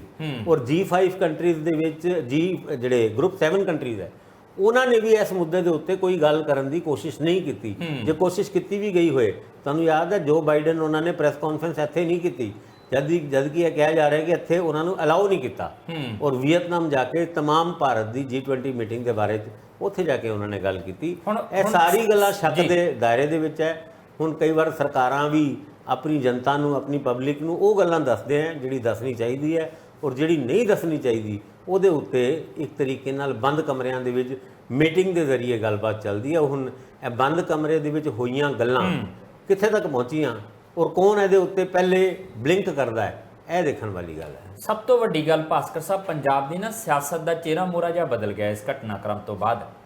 ਪੰਜਾਬ ਦੇ ਲੋਕ ਹੁਣ ਇਹ ਦੇਖਣ ਲੱਗ ਪਏ ਆ ਕਿ ਕਿਹੜੀ ਪਾਰਟੀ ਦਾ ਕਿਹੜਾ ਲੀਡਰ ਇਸ ਮੁੱਦੇ ਦੇ ਉੱਤੇ ਕਿਹੋ ਜਿਹੀ ਪ੍ਰਤੀਕਿਰਿਆ ਦਿੰਦਾ ਹੈ। ਸੁਖਬੀਰ ਬਾਦਲ ਕਿਵੇਂ ਬੋਲਦੇ ਆ, ਰਾਜਾ ਵੜਿੰਗ ਕਿਵੇਂ ਬੋਲਦੇ ਆ, ਜਾਂ ਫਿਰ ਭਗਵੰਤ ਮਾਨ ਹੋਰੀ ਕਿਵੇਂ ਬੋਲਦੇ ਆ, ਸੁਨੀਲ ਜਾਖੜ ਕਿਵੇਂ ਬੋਲਦੇ ਆ। ਲੋਕ ਇਹਦੇ ਤੇ ਨਜ਼ਰਾਂ ਰੱਖੀ ਬੈਠੇ ਆ। ਔਰ ਸਭ ਤੋਂ ਵੱਡੀ ਹੈਰਾਨੀਕੁੰਨ ਗੱਲ ਹੈ ਕਿ ਆਮ ਆਦਮੀ ਪਾਰਟੀ ਵੱਲੋਂ ਭਗਵੰਤ ਮਾਨ ਪ੍ਰਧਾਨ ਵੀ ਨੇ, ਮੁੱਖ ਮੰਤਰੀ ਵੀ ਨੇ, ਕੋਈ ਕੰਕਰੀਟ ਇਹਦੇ ਉੱਤੇ ਬਿਆਨ, ਸੁਖਬੀਰ ਬਾਦਲ ਬੋਲਦੇ ਆ, ਰਾਜਾ ਵੜਿੰਗ ਬੋਲਦੇ ਆ, ਸੁਨੀਲ ਜਾਖੜ ਵੀ ਬੋਲ ਦਿੰਦੇ ਆ, ਪਰ ਅਜੇ ਤੱਕ ਭਗਵੰਤ ਮਾਨ ਦਾ ਕੋਈ ਕੰਕਰੀਟ ਬਿਆਨ, ਕੋਈ ਪੱਕਾ ਪੀੜਾ ਬਿਆਨ ਜਿਹੜਾ ਉਹ ਇਸ ਮਾਮਲੇ ਤੇ ਨਹੀਂ ਆਉਂਦਾ। ਲੋਕ ਇਹ ਵੀ ਦੇਖ ਰਹੇ ਆ। ਲੋ ਫਿਰ ਸੁਣ ਲਓ ਅੰਦਰ ਦੀ ਗੱਲ। ਕੁਲਦੀਪ ਸਿੰਘ ਧਾਲੀਵਾਲ ਉਹਨਾਂ ਨੇ ਪਿਛਲੇ ਦਿਨਾਂ ਦੇ ਵਿੱਚ ਪੱਤਰਕਾਰਾਂ ਨੂੰ ਇੱਕ ਬਿਆਨ ਦਿੱਤਾ ਕਿ ਉਹ NRI ਮਿਨਿਸਟਰ ਨੇ। ਹੁਣ ਪੱਤਰਕਾਰ ਕਿਹੜੇ ਛੱਡਦੇ ਨੇ? ਕੁਲਦੀਪ ਸਿੰਘ ਧਾਲੀਵਾਲ ਹੱਥ ਲੱਗੇ, ਉਹਨਾਂ ਨੇ ਮਾਈਕ ਅੱਗੇ ਕੀਤਾ, ਉਹ ਵੀ ਬੋਲ ਗਏ ਕੁਝ ਜੋਸ਼ ਵਿੱਚ। ਬੋਲਣ ਤੋਂ ਬਾਅਦ ਉਹਨਾਂ ਦਾ ਇੱਕ ਆਪਣੇ ਆਪ ਵਿੱਚ ਆਮ ਆਦਮੀ ਪਾਰਟੀ ਦੇ ਦਿੱਲੀ ਵਾਲੇ ਉਹ ਪੈ ਗਏ ਪਿੱਛੇ ਕਿ ਤੁਹਾਡੀ ਹਿੰਮਤ ਕੀ ਹੋਈ, ਸਾਡੀ ਪਾਰਟੀ ਦੀ ਪਾਲਿਸੀ ਹੈ ਇਸ ਮੁੱਦੇ ਦੇ ਉੱਤੇ ਕੋਈ ਬਿਆਨਬਾਜ਼ੀ ਨਾ ਹੋਏ। ਔਰ ਕੁਲਦੀਪ ਸਿੰਘ ਧਾਲੀਵਾਲ ਜਿਨ੍ਹਾਂ ਦੇ ਕੋਲ ਸਿਰਫ ਝੰਡੀ ਵਾਲੀ ਗੱਡੀ ਬਚੀ ਹੈ, ਕਿਉਂਕਿ NRI ਮੰਤਰੀ ਦੇ ਤੌਰ ਤੇ ਬਹੁਤਾ ਕੰਮ ਨਹੀਂ ਹੈਗਾ, ਪਰ ਉਹ ਸਟੇਟਮੈਂਟ ਵੀ ਦਿੰਦੇ ਨੇ ਤੇ ਉਹ ਝੰਡੀ ਵੀ ਲੱਥਣ ਦੀ ਗੱਲ ਆ ਜਾਂਦੀ ਹੈ। ਲੱਗਦਾ ਹੁਣ NRI ਵੀ ਨਹੀਂ ਰਹਿਣ ਦੇਣੇ ਕੁਲਦੀਪ ਸਿੰਘ ਧਾਲੀਵਾਲ ਨਾਲ ਇਸ ਔਰ ਸਰਕਾਰ। ਜਿਸ ਤਰੀਕੇ ਨਾਲ ਇਹ ਆਮ ਆਦਮੀ ਪਾਰਟੀ ਦੇ ਵਿੱਚ ਤੁਸੀਂ ਇਹ ਦੇਖੋ, ਕਿਸੇ ਵੀ ਮੰਤਰੀ ਨੂੰ ਇੰਡੀਪੈਂਡੈਂਟਲੀ ਕੋਈ ਐਦਾਂ ਦੀ ਕੰਟਰੋਵਰਸ਼ੀਅਲ ਸਟੇਟਮੈਂਟ ਦਿੰਦੇ ਹੋਏ ਦੇਖਿਆ? ਹੁਣ ਪੰਚਾਇਤ ਦੀ ਇਲੈਕਸ਼ਨਾਂ ਦੇ ਭੰਗ ਕਰਨ ਦਾ ਉਹ ਨੋਟੀਫਿਕੇਸ਼ਨ, ਉਹਦੇ ਉੱਤੇ ਕੋਈ ਮੰਤਰੀ ਕੁਝ ਬੋਲਿਆ? ਹੁਣ ਜਿਹੜੇ ਮੰਤਰੀ ਦੇ ਉਸ ਫਾਈਲ ਦੇ ਉੱਤੇ ਸਾਈਨ ਸੀਗੇ, ਭੁੱਲਰ ਸਾਹਿਬ, ਉਹ ਆਪਣੀ ਫਾਈਲ ਕੀਤੇ ਹੋਏ ਸਾਈਨ ਦੇ ਵਿੱਚ ਨਾ ਤਾਂ ਸਫਾਈ ਦੇ ਪਾਏ ਔਰ ਨਾ ਹੀ ਗੱਲ ਨੂੰ ਅੱਗੇ ਵਧਾਈ ਗਈ। ਯਾਨੀ ਆਮ ਆਦਮੀ ਪਾਰਟੀ ਦਾ ਕੰਮ ਕਰਨ ਦਾ ਇੱਕ ਸਟਾਈਲ ਹੈ। ਇੱਥੇ ਤਾਂ ਮੁੱਖ ਮੰਤਰੀ ਨੂੰ ਨਹੀਂ ਬਖਸ਼ਦੇ ਕੋਈ ਗਲਤ ਬਿਆਨਬਾਜ਼ੀ ਹੋ ਜਾਏ, ਤੇ ਫਿਰ ਮੰਤਰੀ ਤੇ ਤੁਹਾਨੂੰ ਪਤਾ ਹੀ ਹੈ ਦਿੱਲੀ ਵਾਲੇ ਨਾਲ ਦੇ ਨਾਲ ਪਰਛਾਈ ਵਰਗਾ ਉਹਨਾਂ ਦੇ ਨਾਲ ਰਹਿੰਦੇ ਨੇ। ਜਰਾ ਜਿਹਾ ਮਾੜਾ ਜਿਹਾ ਵੀ ਇੱਧਰ ਉੱਧਰ ਹਿੱਲੇ ਤੇ ਪਿੱਛੋਂ ਫਿਰ ਆਵਾਜ਼ ਆ ਜਾਂਦੀ ਹੈ ਕਿ ਵੀ ਝੰਡੀ ਵਾਲੀ ਗੱਡੀ ਚਾਹੀਦੀ ਹੈ ਜਾਂ ਨਹੀਂ। ਬਿਲਕੁਲ ਇਸੇ ਕਰਕੇ ਕਹਿ ਰਹੇ ਨੇ ਕਿ ਸਿਆਸਤ ਦਾ ਸਮੀਕਰਨ ਪੰਜਾਬ ਦੇ ਵਿੱਚ ਨਾ ਬਦਲ ਰਿਹਾ ਹੈ ਇਸ ਘਟਨਾਕ੍ਰਮ ਦਾ ਕਰਕੇ, ਕਿਉਂਕਿ ਪੰਜਾਬ ਇਫੈਕਟ ਹੋ ਰਿਹਾ ਇਸ ਅੰਤਰਰਾਸ਼ਟਰੀ ਮਾਮਲੇ ਦਾ ਕਰਕੇ। ਬਾਕੀ ਮੁਲਕ ਦੇ ਵਿੱਚ ਭਾਜਪਾ ਨੂੰ ਨਫਾ ਹੋਏਗਾ, ਦੱਬ ਕੇ ਨਫਾ ਹੋਏਗਾ, ਇਸ ਗੱਲ ਦੇ ਵਿੱਚ ਕੋਈ ਸ਼ੱਕ ਨਹੀਂ। ਹੋ ਸਕਦਾ ਕੈਨੇਡਾ 'ਚ ਟਰੂਡੋ ਨੂੰ ਥੋੜਾ ਬਹੁਤਾ ਨਫਾ ਹੋ ਜਾਵੇ ਉਹ ਇਸ ਸਾਰੇ ਦੇ ਵਿੱਚ, ਪਰ ਪੰਜਾਬ ਇਸ ਸਾਰੇ ਘਟਨਾਕ੍ਰਮ ਨੂੰ ਕਿਸੇ ਹੋਰ ਤਰੀਕੇ ਨਾਲ ਦੇਖਦਾ ਵੀ ਹੈ ਤੇ ਇਹਦਾ ਪ੍ਰਭਾਵ ਵੀ ਦੂਜੇ ਤਰੀਕੇ ਦਾ ਪੈਣਾ। ਇਸ ਕਰਕੇ ਪੋਲੀਟੀਕਲ ਲੋਕਾਂ ਦੀਆਂ ਬਿਆਨਬਾਜ਼ੀਆਂ ਦੇ ਉੱਤੇ ਲਗਾਤਾਰ ਨਜ਼ਰ ਰੱਖੀ ਜਾ ਰਹੀ ਹੈ। ਅੱਜ ਭਲਕ 'ਚ ਜੇ ਕੋਈ ਬਿਆਨਬਾਜ਼ੀ ਕਰ ਦਿੱਤੀ ਜਾਂਦੀ ਹੈ ਤੇ ਕੁਝ ਕਹਿ ਨਹੀਂ ਸਕਦੇ, ਪਰ ਫਿਲਹਾਲ ਅਜੇ ਤੱਕ ਕੁਝ ਨਹੀਂ। ਹਾਂ, ਇਸ ਸਭ ਦੇ ਵਿੱਚ ਸੁਖਬੀਰ ਬਾਦਲ ਹੋਰਾਂ ਨੇ ਜਿਹੜੇ ਸਵਾਲ ਖੜੇ ਕਰਤੇ ਆ ਨਾ ਮੁੱਖ ਮੰਤਰੀ ਭਗਵੰਤ ਮਾਨ ਹੋਰਾਂ ਦੇ ਅੱਗੇ, ਉਹ ਬੜੇ ਮਹੱਤਵਪੂਰਨ ਹੈ। ਜ਼ਿਕਰ ਛੇੜਦੇ ਆ ਛੋਟੇ ਜਿੰਨੇ ਵਿਰਾਮ ਤੋਂ ਬਾਅਦ। ਬ੍ਰੇਕ ਤੋਂ ਬਾਅਦ ਤੁਹਾਡਾ ਸਵਾਗਤ ਹੈ। ਰਾਜਪਾਲ ਨੂੰ ਲਿਖੀ ਹੋਈ ਚਿੱਠੀ ਤੇ ਚਿੱਠੀ ਦਾ ਮਿਲਿਆ ਜਵਾਬ, ਤੇ ਉਸ ਜਵਾਬ ਤੇ ਸ਼ੁਰੂ ਹੋ ਗਈ ਆ ਹੁਣ ਪੋਲਿਟਿਕਸ। 50,000 ਕਰੋੜ ਦੇ ਕਰਜ਼ੇ ਦੀ ਗੱਲ ਰਾਜਪਾਲ ਨੇ ਕੀਤੀ ਹੈ ਤਾਂ ਹੁਣ ਉਸੇ ਨੂੰ ਆਧਾਰ ਬਣਾ ਕੇ ਵਿਰੋਧੀ ਪਾਰਟੀਆਂ ਨੇ ਘੇਰਨਾ ਸ਼ੁਰੂ ਕਰ ਦਿੱਤਾ, ਤੇ ਖਾਸ ਤੌਰ ਤੇ ਸੁਖਬੀਰ ਬਾਦਲ ਇੱਕ ਲੰਬੀ ਚੌੜੀ ਲਿਸਟ ਬਣਾ ਕੇ ਜਿਹੜੇ ਉਹ ਟਵੀਟ ਕਰਦੇ ਆ। ਉਸ ਲਿਸਟ ਦੇ ਵਿੱਚ ਉਹ ਲਿਖਦੇ ਆ, ਉਹ ਕਹਿੰਦੇ ਜਿਹੜੀ ਫਸਲਾਂ ਦਾ ਮੁਆਵਜ਼ਾ ਆ ਉਹ ਨਹੀਂ ਮਿਲਿਆ ਅਜੇ ਤੱਕ, ਫਲੱਡ ਦਾ ਜਾਨੀ ਕਿ ਹੜ੍ਹਾਂ ਦਾ ਮੁਆਵਜ਼ਾ ਉਹ ਨਹੀਂ ਮਿਲਿਆ ਅਜੇ ਤੱਕ, 1000 ਰੁਪਇਆ ਬੀਬੀਆਂ ਦੇ ਖਾਤੇ 'ਚ ਨਹੀਂ ਪਿਆ, ਵਧੀ ਹੋਈ ਪੈਨਸ਼ਨ ਨਹੀਂ ਕਿਸੇ ਨੂੰ ਮਿਲੀ, ਸ਼ਗਨ ਸਕੀਮ ਨਹੀਂ ਮਿਲੀ ਕਿਸੇ ਨੂੰ, ਬੇਰੋਜ਼ਗਾਰੀ ਭੱਤਾ ਨਹੀਂ ਮਿਲਿਆ, ਭਗਤ Puran Singh health insurance scheme ਉਹ ਰੁਕੀ ਪਈ ਹੈ, ਫਿਰ ਤੀਰਥ ਯਾਤਰਾ ਮੁਫਤ ਜਿਹੜੀ ਤੀਰਥ ਯਾਤਰਾ ਕਰਾਉਂਦੇ ਸੀਗੇ ਉਹ ਰੁਕੀ ਹੋਈ ਹੈ, ਸਾਈਕਲ ਜਿਹੜੇ ਬੀਬੀਆਂ ਨੂੰ ਦਿੱਤੇ ਜਾਂਦੇ ਸੀ ਕੁੜੀਆਂ ਨੂੰ ਖਾਸ ਤੌਰ ਤੇ ਉਹ ਦਿੱਤੇ ਨਹੀਂ ਜਾ ਰਹੇ, ਤੇ ਭਾਂਡੇ ਜਿਹੜੇ ਦਿੱਤੇ ਜਾਂਦੇ ਸੀ ਜ਼ਰੂਰਤਮੰਦ ਪਰਿਵਾਰਾਂ ਨੂੰ ਉਹ ਨਹੀਂ ਦਿੱਤੇ ਜਾ ਰਹੇ, ਆਟਾ ਦਾਲ ਸਕੀਮ ਉਹ ਕਹਿੰਦੇ ਕਾਰਡ ਹੀ ਡਿਲੀਟ ਕੀਤੇ ਜਾ ਰਹੇ ਆ, ਹੁਣ ਸੇਵਾ ਕੇਂਦਰ ਬੰਦ ਪਿਆ, ਸੁਵਿਧਾ ਕੇਂਦਰ ਬੰਦ ਪਿਆ, ਨਵੇਂ ਰੋਡ ਫਲਾਈਓਵਰ ਕੁਝ ਨਹੀਂ ਹੋ ਰਿਹਾ। ਤੇ ਇਹ 50,000 ਕਰੋੜ ਰੁਪਇਆ ਖਰਚਾ ਕਿੱਥੇ ਆ? ਸੁਖਬੀਰ ਬਾਦਲ ਕਹਿੰਦੇ ਇਹਦਾ ਮਤਲਬ ਉਹਨਾਂ ਹੋਟਲਾਂ ਤੇ ਖਰਚਾ ਜਿੱਥੇ ਇਹ ਜਾ ਕੇ ਰਹਿੰਦੇ ਆਪਣੇ ਬੌਸ ਨਾਲ ਜਾਂਦੇ ਸੀ, ਉਹਨਾਂ ਜਹਾਜ਼ ਦੇ ਕਿਰਾਇਆਂ ਤੇ ਖਰਚਾ ਜਿਹੜੇ ਵੱਖ-ਵੱਖ ਸੂਬਿਆਂ 'ਚ ਜਾ ਕੇ। ਦੇਖੋ ਜਿੱਥੇ ਤੱਕ 50,000 ਕਰੋੜ ਦੀ ਗੱਲ ਹੈਗੀ ਹੈ, ਸੁਖਬੀਰ ਸਿੰਘ ਬਾਦਲ ਉਹਨਾਂ ਇਹ ਸਵਾਲ ਕਰ ਰਹੇ ਨੇ, ਸਵਾਲ ਜਾਇਜ਼ ਵੀ ਨੇ, ਪਰ ਕਈ ਵਾਰ ਸਵਾਲ ਕੌਣ ਪੁੱਛ ਰਿਹਾ ਇਹਦੇ ਉੱਤੇ ਵੀ ਸਵਾਲ ਖੜਾ ਹੋ ਜਾਂਦਾ ਹੈ। ਪਰ ਗਵਰਨਰ ਸਾਹਿਬ ਦੀ ਉਸ ਚਿੱਠੀ ਦਾ ਜ਼ਿਕਰ ਕੀਤੇ ਬਗੈਰ ਇਸ ਮੁੱਦੇ ਨੂੰ ਸ਼ੁਰੂ ਕਰਨਾ ਗਲਤ ਹੋਏਗਾ। ਹੁਣ ਗਵਰਨਰ ਸਾਹਿਬ ਨੂੰ ਚਿੱਠੀ ਲਿਖ ਕੇ ਭਗਵੰਤ ਮਾਨ ਜੀ ਨੇ ਇਹ ਪੁੱਛਿਆ, ਗਵਰਨਰ ਸਾਹਿਬ ਹੁਣ ਅਮਿਤ ਸ਼ਾਹ ਜੀ ਆ ਰਹੇ ਨੇ, ਸਾਡੀ ਕੋਈ RDF ਦੀ ਗੱਲ ਕਰ ਲਓ, ਉਹ ਸਾਡੇ ਜਿਹੜੇ 5,000 ਕਰੋੜ ਤੋਂ ਨਹੀਂ ਅਮਿਤ ਸ਼ਾਹ ਹੋਰਾਂ ਲਈ ਨਹੀਂ, ਉਹਨਾਂ ਨੇ ਪ੍ਰਧਾਨ ਮੰਤਰੀ ਨਾਲ ਗੱਲ ਕਰਨ ਨੂੰ ਕਿਹਾ। ਚਲੋ ਉਹਨਾਂ ਨੇ ਇਸ ਮੁੱਦੇ ਨੂੰ ਛੇੜਨ ਵਾਸਤੇ ਕਿਹਾ, ਕਿਉਂਕਿ ਫਿਲਹਾਲ 26 ਤਰੀਕ ਨੂੰ ਅਮਿਤ ਸ਼ਾਹ ਆ ਰਹੇ ਨੇ। ਅਮਿਤ ਸ਼ਾਹ ਵੀ ਪ੍ਰਧਾਨ ਮੰਤਰੀ ਭਾਵੇਂ ਪ੍ਰਧਾਨ ਮੰਤਰੀ ਨੇ, ਕਿ ਫਿਰ ਗੱਲ ਅਗਰ ਅਮਿਤ ਸ਼ਾਹ ਉਹਨਾਂ ਨਾਲ ਵੀ ਕੀਤੀ ਜਾਏ ਤੇ ਕੋਈ ਉਹਦੇ ਵਿੱਚ ਨੁਕਸਾਨ ਨਹੀਂ ਹੈਗਾ। ਔਰ ਉਸ ਦੀ ਗੱਲ ਦਾ ਜਵਾਬ ਦਿੰਦੇ ਹੋਏ ਗਵਰਨਰ ਸਾਹਿਬ ਨੇ ਕੀ ਚਿੱਠੀ ਲਿਖਤੀ ਕਿ ਵੀ ਤੁਹਾਡੀ RDF ਦੇ ਮਾਮਲੇ ਦੇ ਵਿੱਚ ਮੈਂ ਗੱਲ ਤੇ ਕਰਨਾ ਚਾਹੁੰਦਾ ਸੀਗਾ, ਪਰ ਕਰਾਂ ਕੀ, ਇਹ ਤੇ ਹੁਣ ਮਾਮਲਾ ਸਬ ਜੁਡਿਸ ਹੈ। ਤੁਸੀਂ ਚਲੇ ਗਏ ਸੁਪਰੀਮ ਕੋਰਟ ਦੇ ਵਿੱਚ 25 ਤਰੀਕ ਨੂੰ ਸੁਣਵਾਈ ਹੈ, 26 ਤਰੀਕ ਨੂੰ ਅਮਿਤ ਸ਼ਾਹ ਉਹਨਾਂ ਨੇ ਆਉਣਾ ਹੈ। ਮੈਂ ਉਸ ਤਰੀਕੇ ਨਾਲ ਕਿਸ ਤਰੀਕੇ ਨਾਲ ਇਸ ਮੁੱਦੇ ਨੂੰ ਅੱਗੇ ਵਧਾ ਸਕਦਾ ਜਦ ਮਾਮਲਾ ਸਬ ਜੁਡਿਸ ਹੋਏ। ਔਰ ਨਾਲ ਦੇ ਨਾਲ ਇੱਕ ਹੋਰ ਸਵਾਲ ਖੜਾ ਕਰਤਾ ਕਿ ਭਗਵੰਤ ਮਾਨ ਜੀ ਮੇਰੀ ਸਰਕਾਰ ਬਹੁਤ ਵਧੀਆ ਕੰਮ ਕਰ ਰਹੀ ਹੈ, ਪਰ ਮੇਰੀ ਸਰਕਾਰ ਨੇ ਪਤਾ ਲੱਗਿਆ ਮੈਨੂੰ ਅਖਬਾਰਾਂ ਪੜ੍ਹ ਕੇ ਕਿ ਤੁਸੀਂ 50,000 ਕਰੋੜ ਦਾ ਕਰਜ਼ਾ ਪਿਛਲੇ 1.5 ਸਾਲਾਂ ਦੇ ਵਿੱਚ ਲੈ ਲਿਆ। ਉਸ ਕਰਜ਼ੇ ਦਾ ਕੀਤਾ ਕੀ? ਕਿਉਂਕਿ ਬਾਰ-ਬਾਰ ਇਹ ਖਬਰਾਂ ਛਪ ਰਹੀਆਂ ਕਿ ਕੈਪੀਟਲ ਐਕਸਪੈਂਡੀਚਰ ਟੋਟਲ ਰੈਵਨਿਊ ਦਾ 2% ਵੀ ਨਹੀਂ ਹੈ, ਔਰ ਕੈਪੀਟਲ ਐਕਸਪੈਂਡੀਚਰ ਤੋਂ ਬਗੈਰ ਕਿਸੇ ਵੀ ਸੂਬੇ ਦੀ ਇਕਨੋਮੀ ਵਧੀਆ ਤਰੀਕੇ ਨਾਲ ਅੱਗੇ ਨਹੀਂ ਵਧ ਸਕਦੀ। ਇਹ ਗੱਲ ਤੇ ਜਿਹੜਾ ਮਾੜਾ ਮੋਟਾ ਵੀ ਇਕਨੋਮਿਕਸ ਨੂੰ ਸਮਝਦਾ ਉਹ ਗੱਲ ਕਹਿ ਸਕਦਾ ਹੈ। ਇੱਦਾਂ ਦੇ ਆਧਾਰ ਦੇ ਉੱਤੇ 50,000 ਕਰੋੜ ਦਾ ਹਿਸਾਬ ਕਿਤਾਬ ਕਿੱਦਾਂ ਦੇਣਗੇ ਭਗਵੰਤ ਮਾਨ ਹੋਣਾ? ਕੀ ਉਹ ਕਹਿਣਗੇ ਕਿ 22,000 ਕਰੋੜ ਰੁਪਏ ਤੇ ਆਪਾਂ ਦੇ ਦਿੱਤੇ ਬਿਜਲੀ ਸਬਸਿਡੀ ਦੇ, ਔਰ 9000 ਤੋਂ ਵੱਧ ਕਰੋੜ ਰੁਪਏ ਪਿਛਲੀ ਸਰਕਾਰਾਂ ਦੇ ਹੈਗੇ ਆ ਜਿਹੜੇ ਹਜੇ ਦਿੱਤੇ ਨਹੀਂ। ਔਰ ਉਸ ਤੋਂ ਇਲਾਵਾ ਤੁਸੀਂ ਇਹ ਦੇਖੋ ਕਿ ਕੈਪੀਟਲ ਐਕਸਪੈਂਡੀਚਰ ਵਾਸਤੇ, ਯਾਨੀ ਕੈਪੀਟਲ ਐਕਸਪੈਂਡੀਚਰ ਉਹਨਾਂ 50000 ਕਰੋੜ ਦੇ ਵਿੱਚੋਂ ਕਿੰਨਾ ਕੁ ਹੋਇਆ? ਆਪਾਂ ਰਿਕਰੂਟਮੈਂਟ ਕਰਤੀ, ਆਪਾਂ ਆਹ ਚੀਜ਼ ਫ੍ਰੀ ਦੇਤੀ, ਅਸੀਂ ਉਹ ਚੀਜ਼ ਫ੍ਰੀ ਦੇਣ ਲੱਗੇ ਹਾਂ, ਇੰਨੇ ਪੈਸੇ ਇਹਨਾਂ ਨੂੰ ਦੇ ਦਿੱਤੇ। ਮੈਨੂੰ ਇਹ ਲੱਗਦਾ ਸਵਾਲ ਔਖਾ ਹੈ। ਔਰ ਇਸ ਮੁੱਦੇ ਦੇ ਉੱਤੇ ਭਗਵੰਤ ਮਾਨ ਉਹਨਾਂ ਨੇ ਇੰਨਾ ਕੁ ਤੇ ਕਿਹਾ ਕਿ ਇੰਨੇ ਪੈਸੇ ਤੇ ਸਾਡੇ ਇੱਥੇ ਹੀ ਖਰਚ ਹੋ ਗਏ, ਯਾਨੀ 18000 ਕਰੋੜ ਜਾਂ ਕੁਛ ਇੱਦਾਂ ਦੀ ਗੱਲਾਂ ਕੀਤੀਆਂ ਕਿ ਆਪਾਂ ਲੋਨ ਵਾਪਸ ਕਰਦਾ। ਹੁਣ ਇਹ ਕਰਜ਼ਾ ਸਰਕਾਰਾਂ ਕਿਉਂ ਲੈਂਦੀ ਹੈ? ਸੁਖਬੀਰ ਸਿੰਘ ਬਾਦਲ ਉਹਨਾਂ ਦਾ ਸਵਾਲ ਹੈ, ਬਹੁਤ ਵਧੀਆ ਸਵਾਲ ਹੈ। ਪਰ ਸੁਖਬੀਰ ਸਿੰਘ ਬਾਦਲ ਉਹਨਾਂ ਇਹ ਵੀ ਦੱਸ ਸਕਦੇ ਸੀਗੇ ਕਿ ਉਹਨਾਂ ਦੇ ਰਾਜ ਦੇ ਦੌਰਾਨ ਉਹਨਾਂ ਨੇ ਕਿੱਦਾਂ ਸਰਕਾਰੀ ਬਿਲਡਿੰਗਾਂ ਨੂੰ, ਇੱਥੇ ਤੱਕ ਕਿ PSIC ਦੀ ਫਿਊਚਰ ਇਨਕਮ ਨੂੰ ਵੀ ਇੱਕ ਤਰੀਕੇ ਨਾਲ ਗਿਰਵੀ ਰੱਖ ਕੇ ਲੋਨ ਲੈ ਕੇ ਉਹ ਆਪਣੇ ਖਰਚੇ ਚਲਾਏ। ਉਹ ਪੁੱਛਦੇ ਨੇ ਇਹਨਾਂ ਨੂੰ। ਮੈਂ ਇਹਨਾਂ ਦੀ ਸਫਾਈ ਦੇ ਵਿੱਚ ਕੁਝ ਨਹੀਂ ਕਹਿਣਾ ਚਾਹੁੰਦਾ, ਪਰ ਸੁਖਬੀਰ ਸਿੰਘ ਬਾਦਲ ਉਹਨਾਂ ਨੂੰ ਆਪਣੀ ਗਿਰੇਬਾਨ ਦੇ ਵਿੱਚ ਝਾਕ ਕੇ ਦੇਖਣਾ ਚਾਹੀਦਾ ਹੈ। ਇਹ ਇੱਕ ਰਿਕੁਐਸਟ ਹੈਗੀ ਹੈ। ਹਾਲਾਂਕਿ ਸੁਖਬੀਰ ਜੀ ਬਹੁਤ ਵੱਡੇ ਲੀਡਰ ਹੈਗੇ ਨੇ, ਉਹਨਾਂ ਨੂੰ ਕੋਈ ਇੱਦਾਂ ਦੀ ਰਿਕੁਐਸਟ ਵੀ ਕਰੋ ਤਾਂ ਸ਼ਾਇਦ ਨਹੀਂ ਪਸੰਦ ਆਏਗੀ, ਪਰ ਹਾਂ ਇਸ ਸਰਕਾਰ ਦੇ ਉੱਤੇ ਅਟੈਕ ਕਰਨਾ ਬਣਦਾ ਹੈ। ਅਗਰ ਤੁਸੀਂ ਲੋਨ ਲੈ ਕੇ, ਸਵਾਲ ਤਾਂ ਇਹ ਵੀ ਹੈ ਨਾ ਕਿ ਜੇ ਸੁਖਬੀਰ ਬਾਦਲ ਹੋਰਾਂ ਦੀ ਪਾਰਟੀ ਨੇ ਇਹ ਗਲਤ ਕੀਤਾ, ਕਰਜ਼ਾ ਚਾੜਿਆ ਪੰਜਾਬ ਸਿਰ, ਲੋਕਾਂ ਨੇ ਰੱਦ ਕਰ ਦਿੱਤਾ, ਅੱਜ 3 ਸੀਟਾਂ ਦੇ ਉੱਤੇ ਸਿਮਟ ਕੇ ਬੈਠੇ ਆ। ਜੇ ਕਾਂਗਰਸ ਨੇ ਪੰਜਾਬ ਸਿਰ ਕਰਜ਼ਾ ਚਾੜਿਆ, ਉਹ ਠੀਕ ਕੰਮ ਨਹੀਂ ਕੀਤਾ ਤੇ ਅੱਜ 18 ਸੀਟਾਂ, 18 ਦੀਆਂ ਵੀ ਹੁਣ ਕਹਿ ਲਓ 17 ਰਹਿ ਗਈਆਂ, ਸੁੰਗੜ ਕੇ ਰਹਿ ਗਏ ਆ ਕਾਂਗਰਸ ਵਾਲੇ ਵੀ। ਇਹਨਾਂ ਨੂੰ ਚੁਣਿਆ ਸੀ। ਜੇ ਇਹ ਵੀ ਉਸੇ ਰਫ਼ਤਾਰ ਨਾਲ ਅੱਗੇ ਵਧਦੇ ਪਏ ਤੇ ਉਹਨਾਂ ਤੋਂ 4 ਕਦਮ ਗਾਂਹ ਵਧਦੇ ਪਿਆ। ਜੇ 50000 ਕਰੋੜ 1.5 ਸਾਲ ਦੇ ਵਿੱਚ ਹੈ, ਇਹ ਹਿਸਾਬ ਨਾਲ ਉਹ ਜਿਹੜੀ ਆਪਾਂ ਪਹਿਲਾਂ ਕਾਫੀ ਸਮਾਂ ਪਹਿਲਾਂ ਜਦ ਤੱਕ ਇਹ ਗੱਲ ਨਹੀਂ ਹੋਈ ਸੀ, ਆਪਾਂ ਕਹਿੰਦੇ ਸੀ ਨਾ ਕਿ 2 ਲੱਖ ਕਰੋੜ ਹੋਰ ਚੜ ਜਾਏਗਾ ਪੰਜਾਬ ਸਿਰ, ਤੇ ਫਿਰ ਬਚਿਆ ਕੀ ਪੰਜਾਬ ਦੇ ਪੱਲੇ? ਦੇਖੋ, ਜਿੱਥੇ ਤੱਕ ਸੁਖਬੀਰ ਸਿੰਘ ਬਾਦਲ ਉਹਨਾਂ ਦੀ ਗੱਲ ਹੈਗਾ, ਚਿੰਤਾ ਜ਼ਾਹਿਰ ਕਰਨਾ ਚੰਗੀ ਗੱਲ ਹੈਗੀ ਹੈ। ਹੁਣ ਹਰਪਾਲ ਸਿੰਘ ਚੀਮਾ ਕੀ ਕਹਿੰਦੇ ਨੇ ਕਿ ਅਸੀਂ ਇੰਨੇ 1000 ਕਰੋੜ ਦਾ ਕਰਜ਼ਾ ਵਾਪਸ ਦੇ ਦਿੱਤਾ। 31000 ਕਰੋੜ ਦੇ food scam, so called food scam, ਜਦ ਬਾਦਲ ਸਾਹਿਬ ਪੰਜਾਬ ਦੇ ਸਿਰ ਚੜਾ ਗਏ ਸੀਗੇ, ਔਰ ਉਸ ਤੋਂ ਬਾਅਦ ਕੇਂਦਰ ਨੇ ਵੀ ਕੁਝ ਕਿਹਾ ਸੀਗਾ ਵੀ ਤੁਹਾਨੂੰ ਕੋਈ ਇੰਨਾ ਕੁ ਆਪਾਂ ਮਾਫ ਕਰ ਦਾਂਗੇ, ਉਹ ਵੀ ਗੱਲ ਬਹੁਤੀ ਅੱਗੇ ਨਹੀਂ ਵਧਾਈ ਗਈ। ਕੈਪਟਨ ਅਮਰਿੰਦਰ ਸਿੰਘ ਨੇ ਵੀ ਉਸ ਲੋਨ ਨੂੰ ਉੱਦਾਂ ਹੀ ਅੱਗੇ ਚੱਲਣ ਦਿੱਤਾ, ਜਦ ਕਿ 31000 ਕਰੋੜ ਰੁਪਏ ਦੀ ਗੱਲ ਅੱਗੇ ਵਧਾਈ ਜਾਂਦੀ ਇਸ ਸਰਕਾਰ ਦੇ ਆਉਣ ਤੋਂ ਬਾਵਜੂਦ, ਕਿਉਂਕਿ ਇਸ ਸਰਕਾਰ ਨੇ ਪੂਰਵ ਕਾਂਗਰਸੀ ਮੰਤਰੀਆਂ ਦੇ ਉੱਤੇ ਵੱਡੇ ਵੱਡੇ ਐਲੀਗੇਸ਼ਨ ਲਾ ਕੇ ਉਹਨਾਂ ਦੇ ਖਿਲਾਫ ਨਾ ਕੇਵਲ ਕੇਸ ਕੀਤੇ, ਕਈਆਂ ਨੂੰ ਤੇ ਅੰਦਰ ਵੀ ਕਰਤਾ।